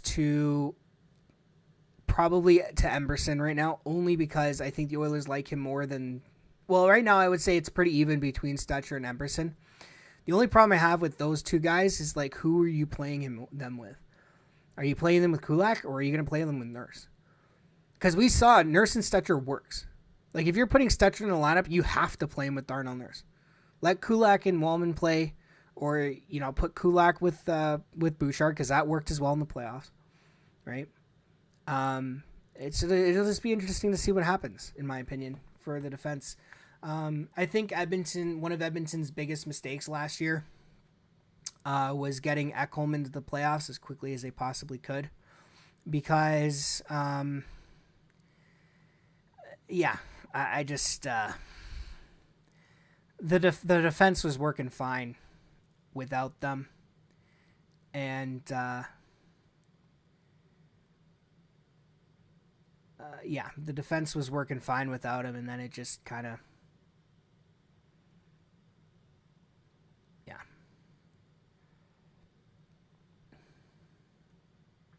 I think bringing him back in when they did was a mistake, because the defense was gelling without him, and then he kind of came back in, and in any case, let's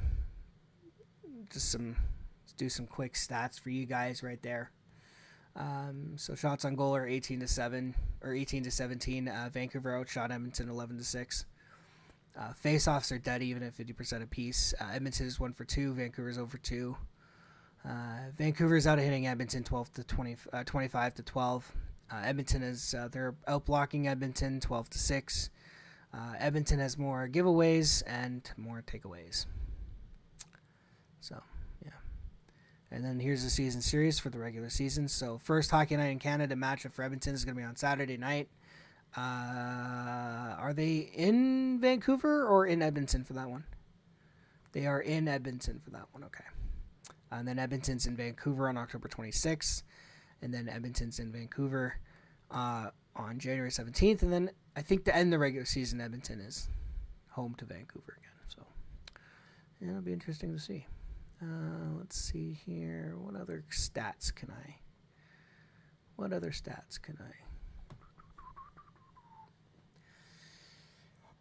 Ow.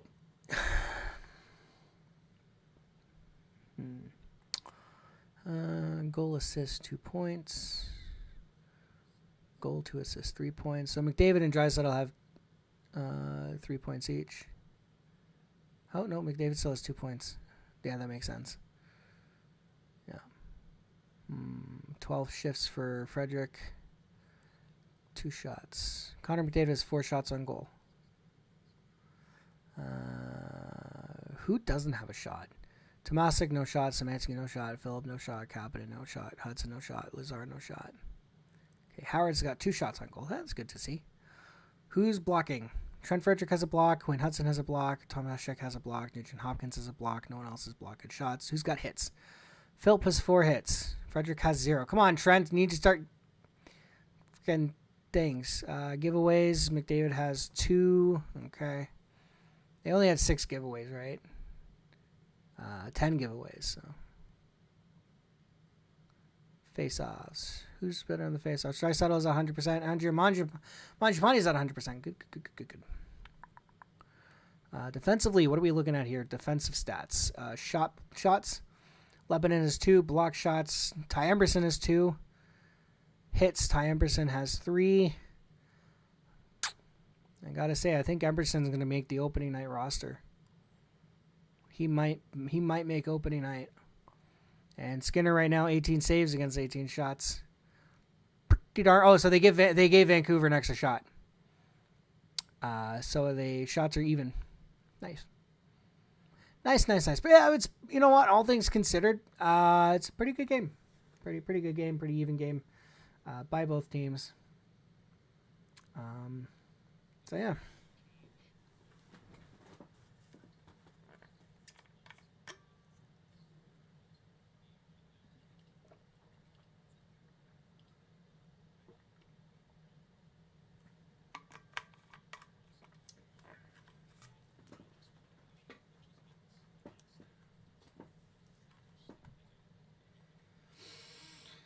Oh man.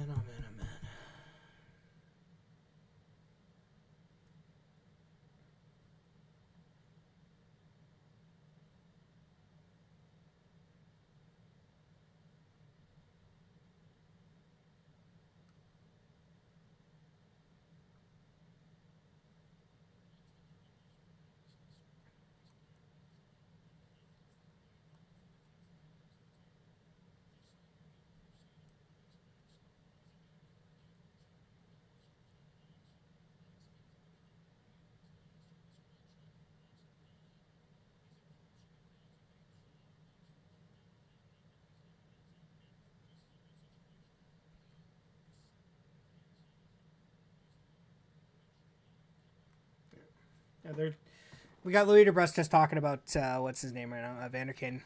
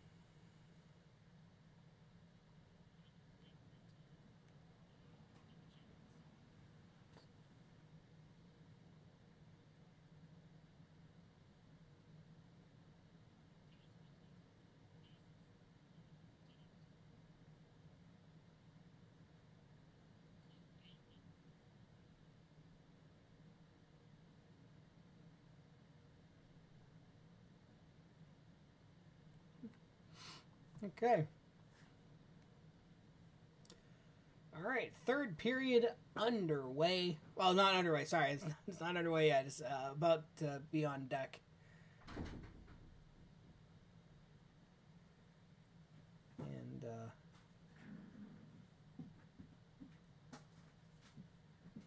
we're showing off this Coots fellow for Vancouver. Giving him some highlights.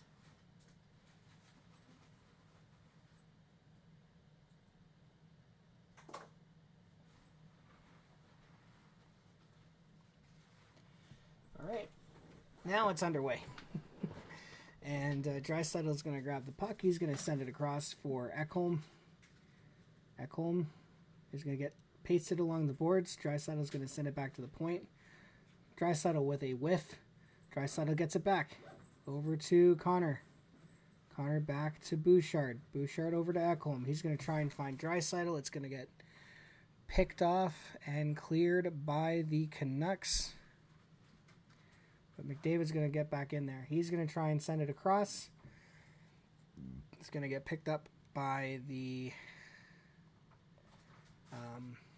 it's going to get picked up by the Canucks and cleared.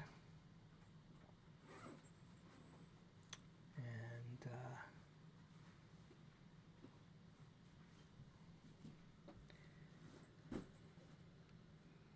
Canucks enter the Oilers zone. They're going to send it behind the net. So it does appear Skinner is going to be playing the whole game. No Matt Tompkins. Not sure if Demko is still in the net for Vancouver. I suppose I could take a look. I have the wrong. So it does appear that Demko is still in that for the Canucks. Let me just get the whole rink there for you guys. There we go. And we have an icing call against the Canucks.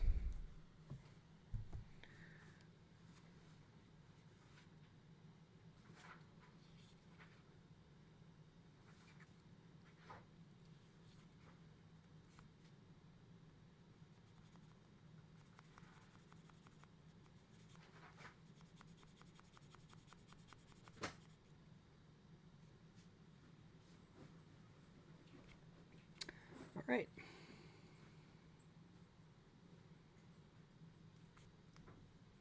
Regula over to Lepidin. Back to Regula. Regula's going to send it up. Szymanski. He's going to take that shot, and that's going to be saved by Demko. Saved by Demko.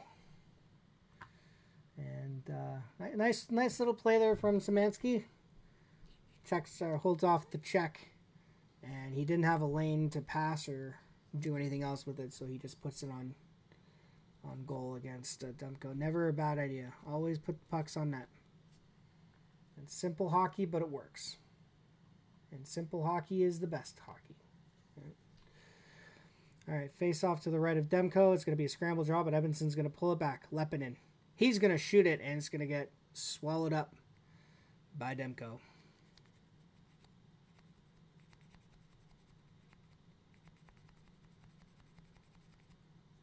Love what I've seen out of Lepidin so far. I don't know. I'm not gonna say anything. Lepidin with a shot blocked in front. Here come the Canucks, number 13. I don't know who that is. He's gonna send it into the Canucks zone, into the Oilers zone. My bad. Skinner tried to stop behind the net. It did squeak through his legs. He's back in the crease, and Canucks send it behind the net, up top. Hronek. No, that's not Hronek. That's Joseph. I keep getting Joseph and Hronek's numbers mixed up. I keep thinking Hronek is number 7, but he's number 17. Shot blocked in front. Another shot. Saved by Stu Skinner. Saved by Dude, Skinner. I love me.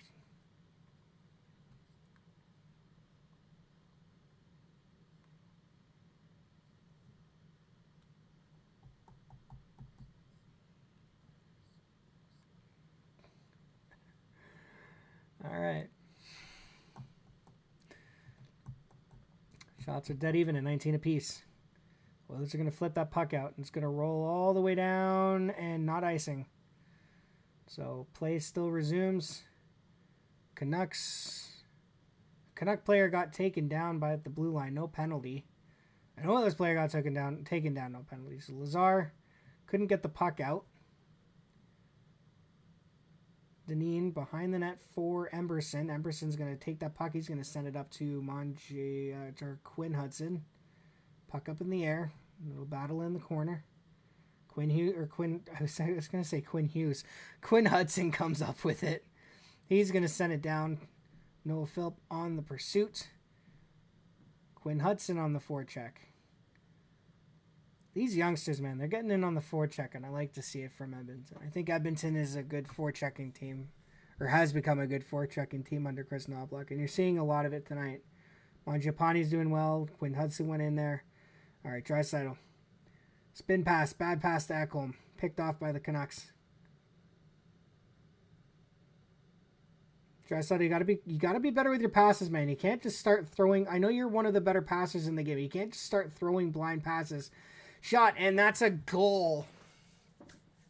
And all of this started because Leon Draisaitl threw a bad pass to the center of the ice, and Atu Ratty is going to break the shutout bid from Stuart Skinner. And all of this because Draisaitl with a bad pass. Ekholm couldn't get it out. That guy couldn't handle the puck. Who was that who couldn't handle the puck? Yeah, it was Fred. You know what? I'm still putting this on Draisaitl. I'm putting this on Leon.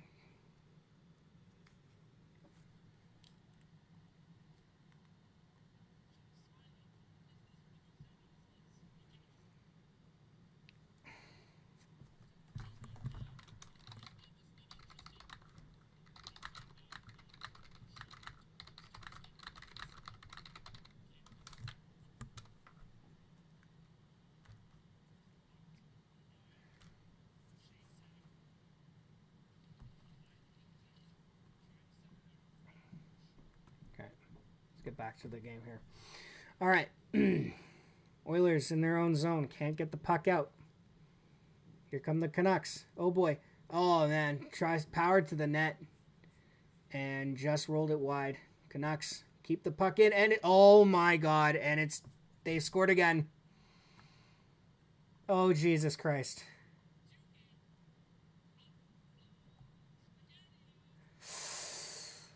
Oh, boy. And the Vancouver Canucks have scored 2 goals in like 30 seconds here. Oh my God. How did that one go in? Oh, and it went off Ekholm's skate.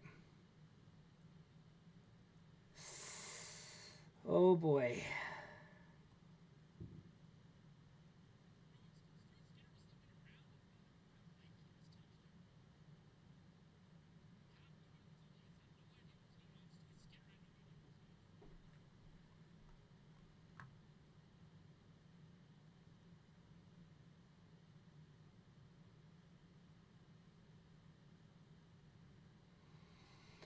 All right.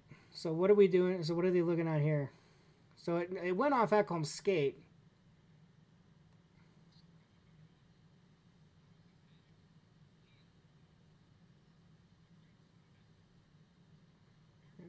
So, how many? That's like 2 goals in like 2 seconds, right?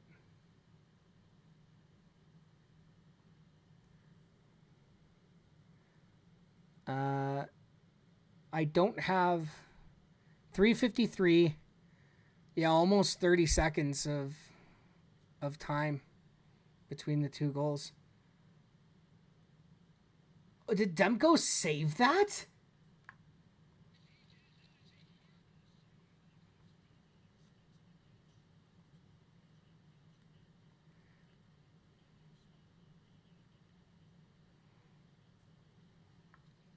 All right. Well.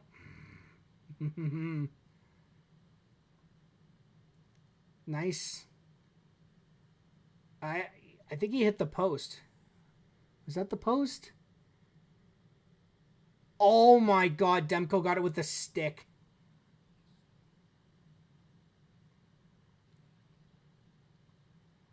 All right. Edmonton needs to score another goal here to regain that 2-goal lead. And Ekholm gets tied up in the slot there.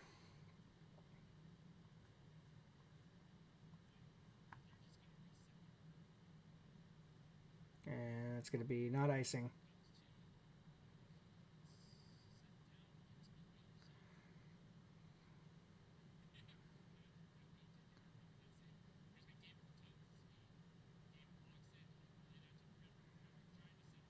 All right.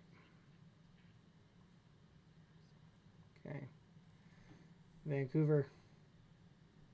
Shot into the glove of Stuart Skinner.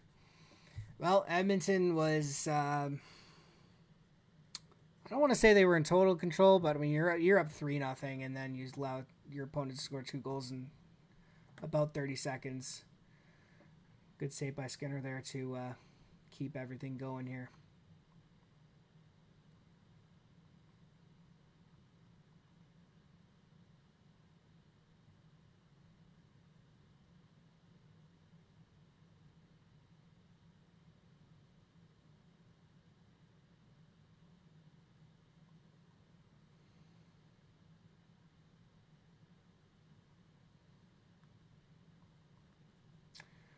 All right. Puck dumped into the Oilers zone. Skinner's going to stop behind the net. Emberson tries to send it out in front, but it's picked off by the Canucks. But it's going to be picked up by Hudson. Quinn Hudson is going to force the Canucks to dump that puck back into their own zone. Joseph is going to send it back to a guy. He's going to send it up to a guy. Who's going to send it up to another guy, but he's going to get stopped up the blue line by, I believe that is, I don't know who that is. And Oilers are going to get a reset here.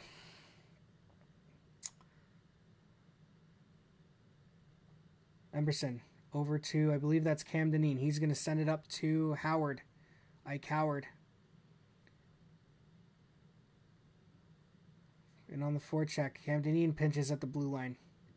The Canucks get the puck out. Lepinen over to Nugent Hopkins. He's going to find Ike Howard. Howard speeds in. He's going to try and drop it to Mangiapane. Mangiapane's going to send it back to Regula. Regula down for Nugent Hopkins. Nugent Hopkins up to Lepinen. Lepinen's going to walk in. He's going to go cross ice. Lepinen again. Or sorry, that was Howard. Lepinen. Just going to send it down low. No Oilers home. And Mangiapane in on the forecheck. Howard on the forecheck. Mangiapane. Over to Regula. Regula. Over to Lepinen. Lepinen managed to step around the Canuck, but the Canuck got his stick on the puck, and their Canucks are just going to get it out and dump it into the Oilers. Well, I was going to go to the Oilers' zone, but it got deflected into the crowd. Demko with an absolute clutch save.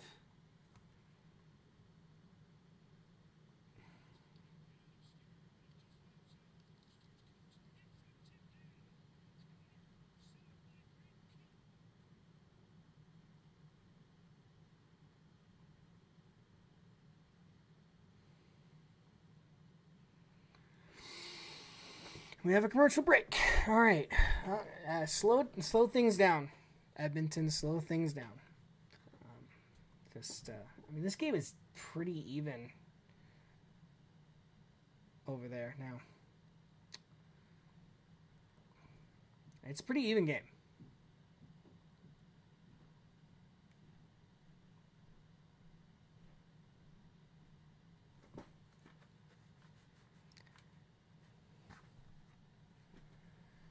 So Coots with the goal for Vancouver makes it a 1-goal game.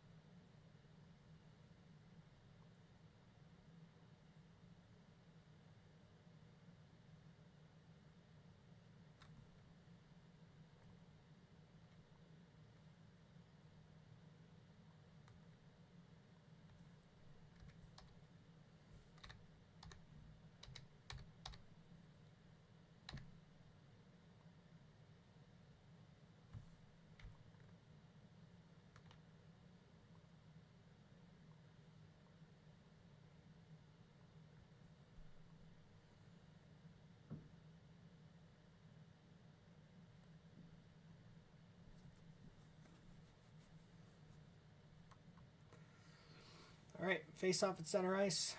12 minutes to go here in the third period. 3-0 lead for Edmonton has, within the span of about 30 seconds, eroded into a 1-goal lead. So Edmonton needs to score the next one. 3-goal leads, worst lead in hockey. You know, they say that if you have a 3-goal lead, whoever scores next, the next goal is going to win the game. And unfortunately, the team that scored the next goal was the Vancouver Canucks. So if that tradition holds true, they're going to win this game. So Edmonton needs to score the next one, in my opinion.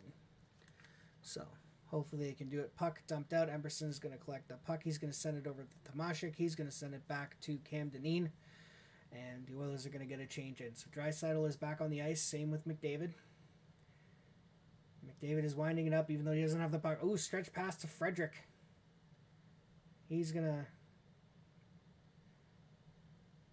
Couldn't quite handle the pass. Puck chipped into the Canucks zone.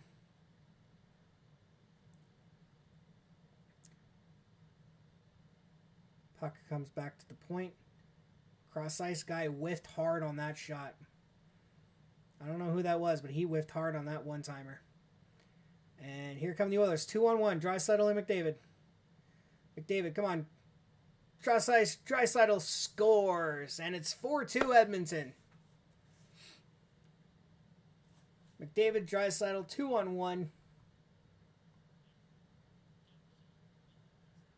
Yeah, top shelf for mama, put the cookie jar. And Draisaitl restores Edmonton's 2-goal lead.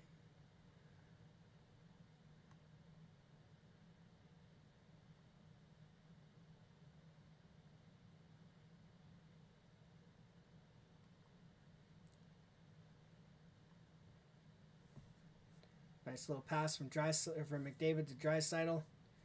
And yep, Edmonton goes back to a 2-goal lead. Okay, so they got it back. They needed that one for sure.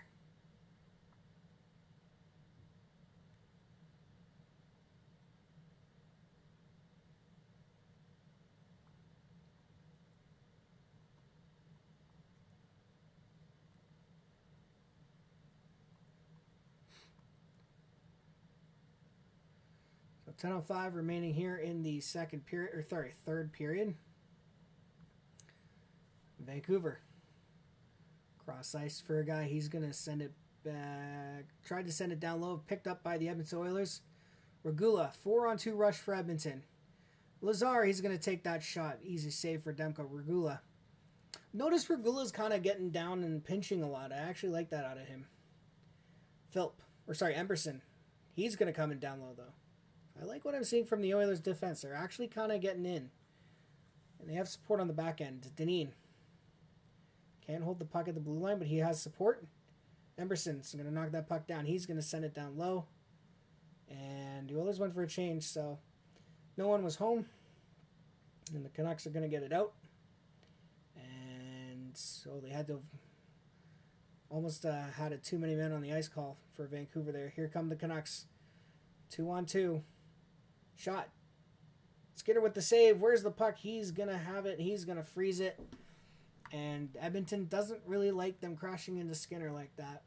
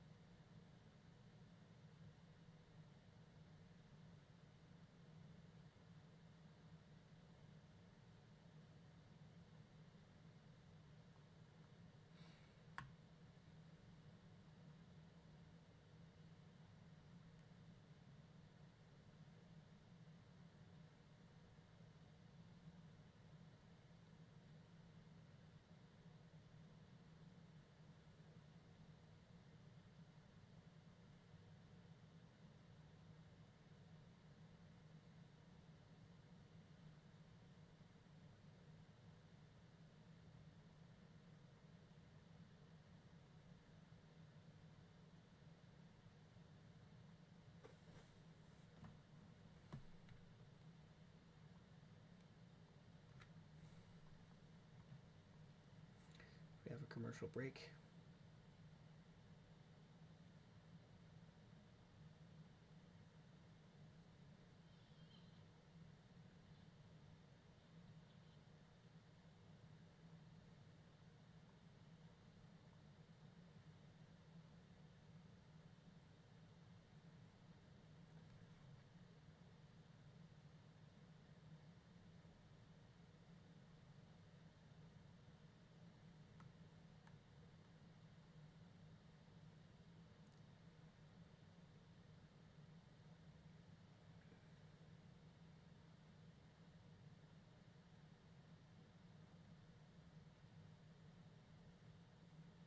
Okay. Oh, Jesus, what happened there? Coots got taken out or something, I guess. I have no idea. All right, well, 9 minutes to go here in the third period. Shots are 24 apiece. Edmonton leads 4-2.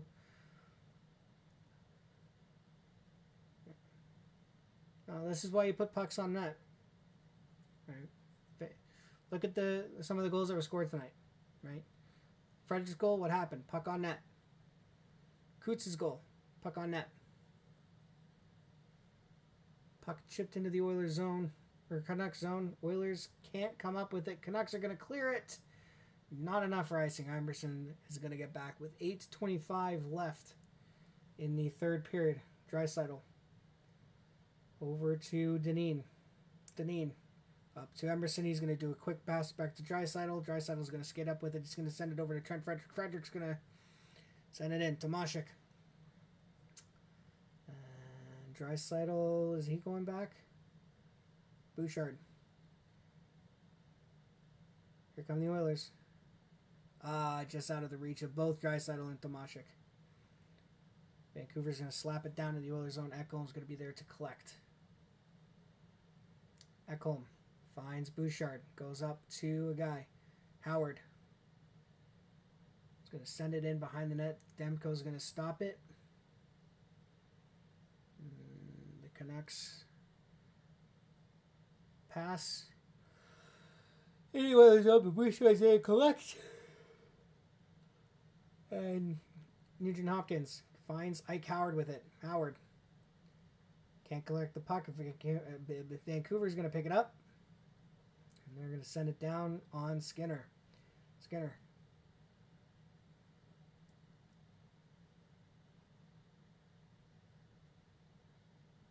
Back to Lepinin. Lepinin has the puck. Canucks are going to grab it, send it around.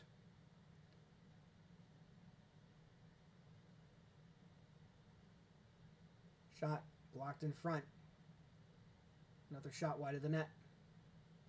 And the puck is going to get deflected into the Oilers bench. And with 6:44 left in the third,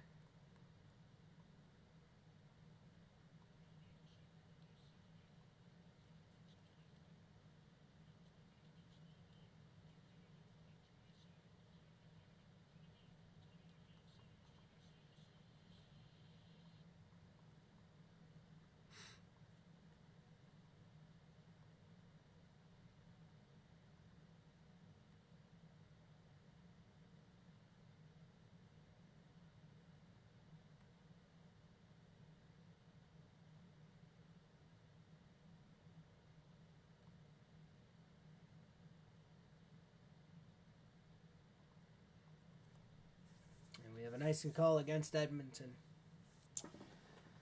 Ay, ay, ay.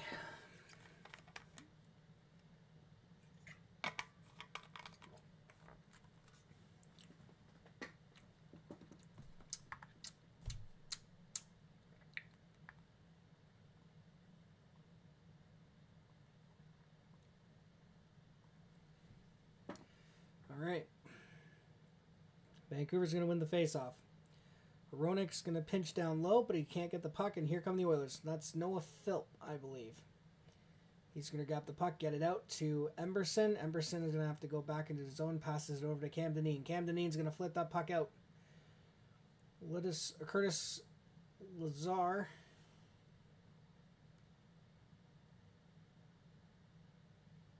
Canucks come back in.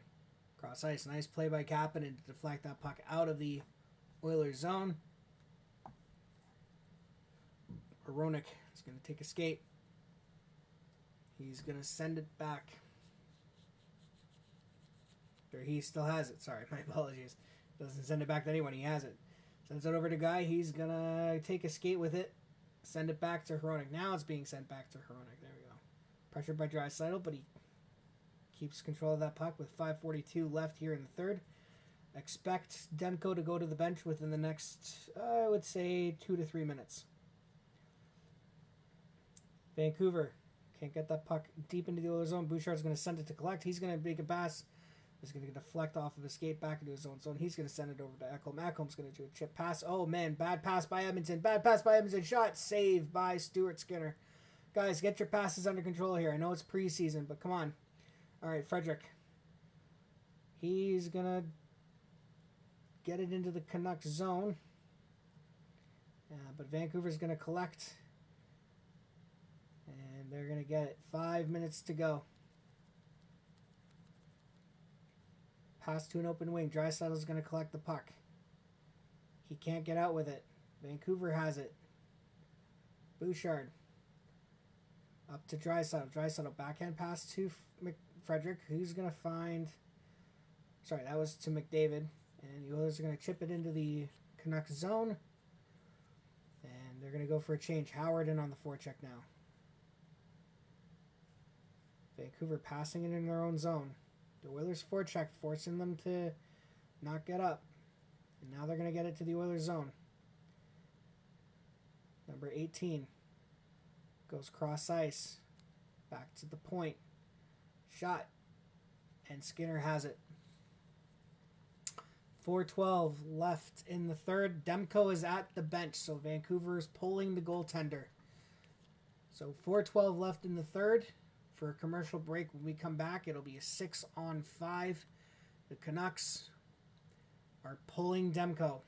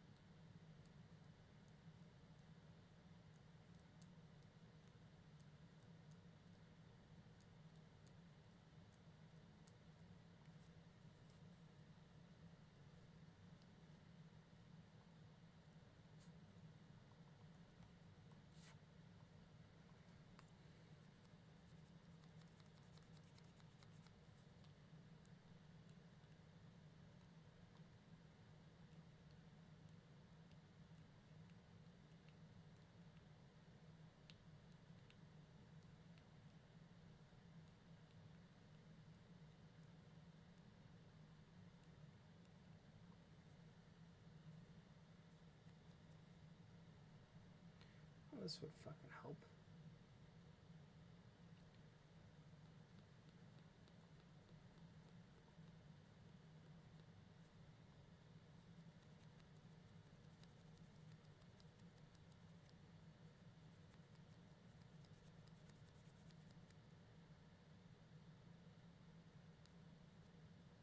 Okay, so they're replaying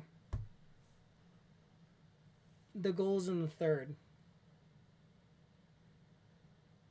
I didn't even pick this up. Right before the goal that went in, Skinner was not facing the play at all. If, in fact, his back was to the play. Oh, Jesus Christ, Stu. Oh, man. All right, 4 minutes to go. Vancouver has pulled the goaltender, and that puck is going to skirt all the way down to Vancouver zone.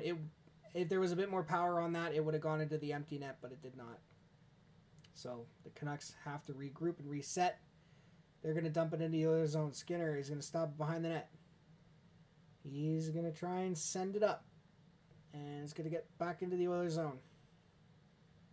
Vancouver behind the Oilers net. Good work. Who's that, Regula? Regula doing good work on the back end. Vancouver back down behind the Oilers net. Cross ice. A guy at the right face-off circle. Goes back to the point. Shot.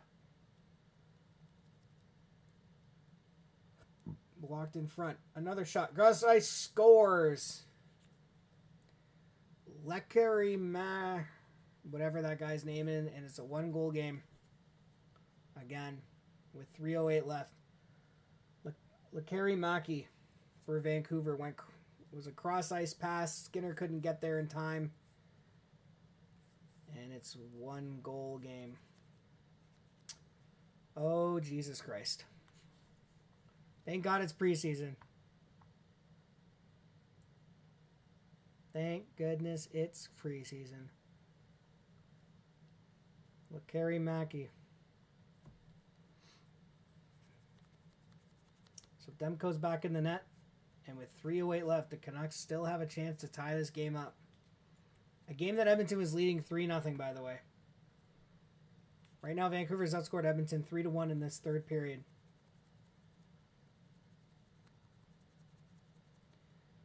Bouchard. Down for Frederick. For McDavid. McDavid is going to go around the net. Puck is poked off his stick, but he's going to get it back. And puck is going to exit the zone. He's going to send it back to Bouchard. 2:44 left in the third. Ekholm. That puck is going to get deflected into the Canucks zone. And what do we have? Icing? Or offside? I think it's icing. And I think Vancouver's going to call a timeout here. No, they can't call a timeout. Yeah, so it's icing. And so Vancouver's pulled the goaltender again. Yeah.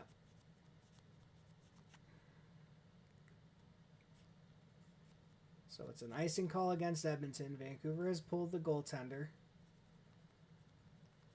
Oh boy. Oh boy. All right, face-off won by Edmonton. McDavid can't get it out. Vancouver.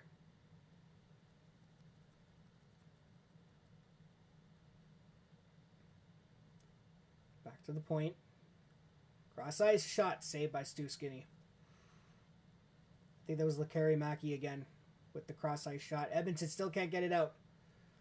They tried to flip it and clear it out. They couldn't do it. Lekari Maki. Who is that? Is that Frederick? I don't know. That was Frederick. Staples his guy along the boards. Puck out in front. Oilers get the puck out, but it's not far enough. 1:54 left here in regulation. Pettersson sends it down low for Hronek. Hronek's going to go cross ice. Puck in the slot. An Oilers player doesn't have a stick. 6 on 4.5. The defense playing catch with each other. They're going to go up top. Back up top. Shot. Looking for the deflection. Oilers still can't clear it out. 1:19 left. Shot into the corner. Puck picked up. Edmonton can't get it out. Are you kidding me? Shot deflected wide off of an Oilers skate. 1:05 left. Come on, guys. Get the puck out. Yeah, here we go. And that's going to be a clear. Kapanen. He's just going to send it over the net. 51 seconds to go. Dude, why are you leaving? And Vancouver could tie it. Oh my god, there's a guy leaving already. Maybe he had to go to the bathroom, I don't know. Or he wants to beat traffic. It's a preseason game, so it's not like it matters anything. It's not like a playoff spot is on the line, or it's just Stanley Cup playoff game or something like that. Alright, here we come. Mangiapane's going to tie up a guy at the blue line. 23 seconds. Vancouver is running out of time. They're going to dump it in the Oilers' zone. Skinner out to play the puck. He's going to try and send it out. He does. 15 seconds to go. And Vancouver running out of time. 8, 7, 6, 5, 4, 2, 1. And that's going to be icing on Edmonton with 1.9 to go.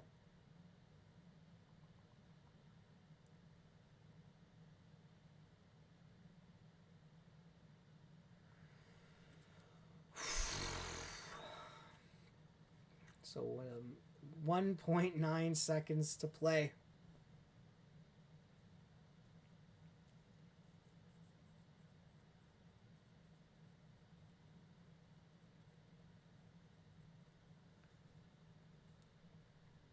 Vancouver's not going to score. Vancouver's not going to score. A minute, a second, 2 seconds. Well, you know what? No, we've seen quick. All right, is Vancouver calling a timeout now? Okay. Oh yeah. Oh yeah. Okay. Good job, Vancouver. Wait till like the very last fucking second to call your timeout. Okay. All right. Whatever. It is what it is.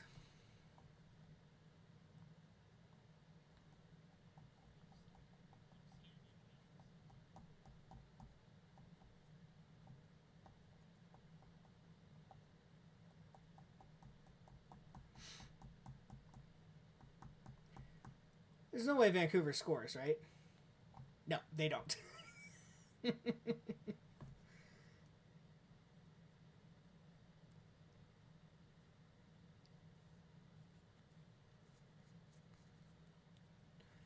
No. Vancouver is not going to score. Edmonton is going to hold on for the 4-3 victory. And they are now, like, what, 3-1-1 in preseason? No, 3... Yeah, they're 3-1-1. 4-1-1. Aren't they? No, they're 4-2-1. No, 3-2-1 in preseason. Yeah, because they had the... No, they're 4-1-1. Yeah, 4-1-1. There we go. That's what I'm looking at. So, all right. Well, that was more excited than it needed to be, but Edmonton holds on for the 4-3 victory after leading 3-0. Goals by Connor McDavid, Trent Frederick, Leon Draisaitl ×2 for Edmonton, and for the Canucks, you get goals from Atu Radi, Braden Coots, and Jonathan Lekkerimäki. So there we go. Shots on goal at the end. Vancouver 28, Edmonton 24. They outshot Edmonton 10-6 in the third. And yeah. So there we go, guys. That wraps up the preseason game number 6 for Edmonton. Their next game, I believe, is Tuesday or Wednesday next week against the Seattle Kraken. I can check for you.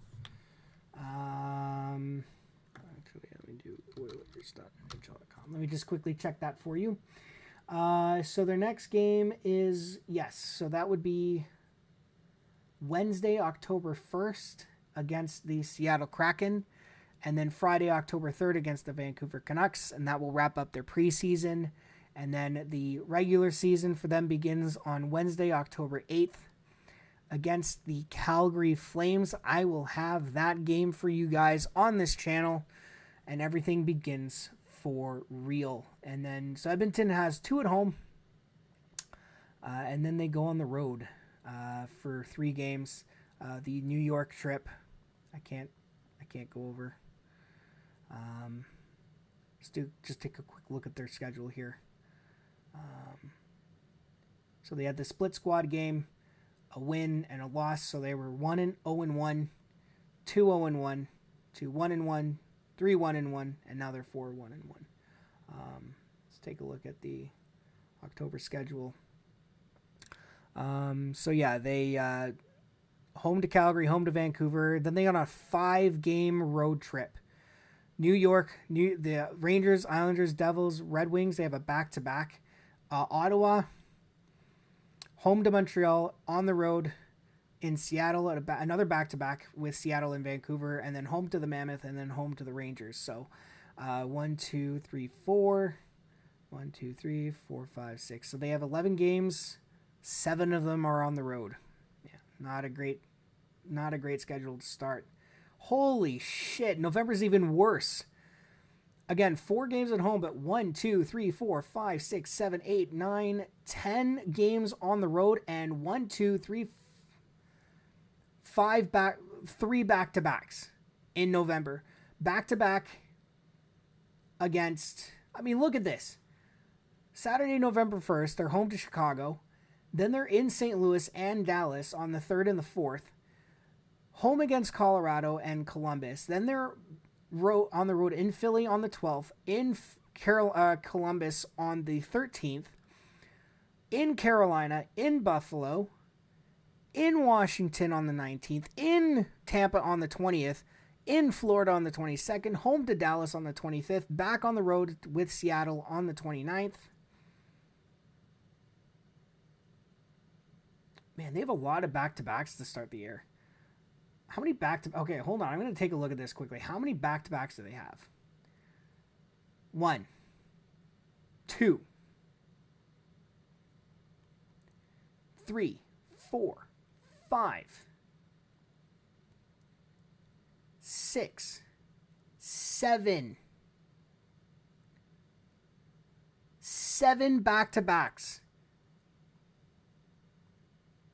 in this up to December. 8 back-to-backs. 9 back-to-backs. Oh my God. 10 back-to-backs. 11 back-to-backs. 13.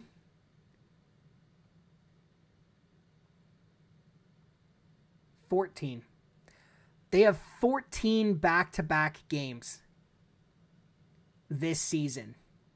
Upcoming season. Holy shit. And they're only playing 5 games in February. 4 of them on the road. Oh my God, they're barely at home. It feels like they're barely at home. I know that they want to have an equal split of home and road games. Damn. This schedule is going to be tough for them this year. But anyway, guys, like I said, that's going to be it for this one. I want to thank anyone who came and showed up, which was no one. Yeah, Edmonton survives a 3-goal third period from the Vancouver Canucks to hold on to a 4-3 lead or 4-3 win. They are now 4-1-1 in preseason. And they only have 2 preseason games left. This Wednesday in Seattle, next Friday in Vancouver, and then it all begins for real on Wednesday, October 8th against the Flames. Thank you guys for watching, and I will see you guys next time.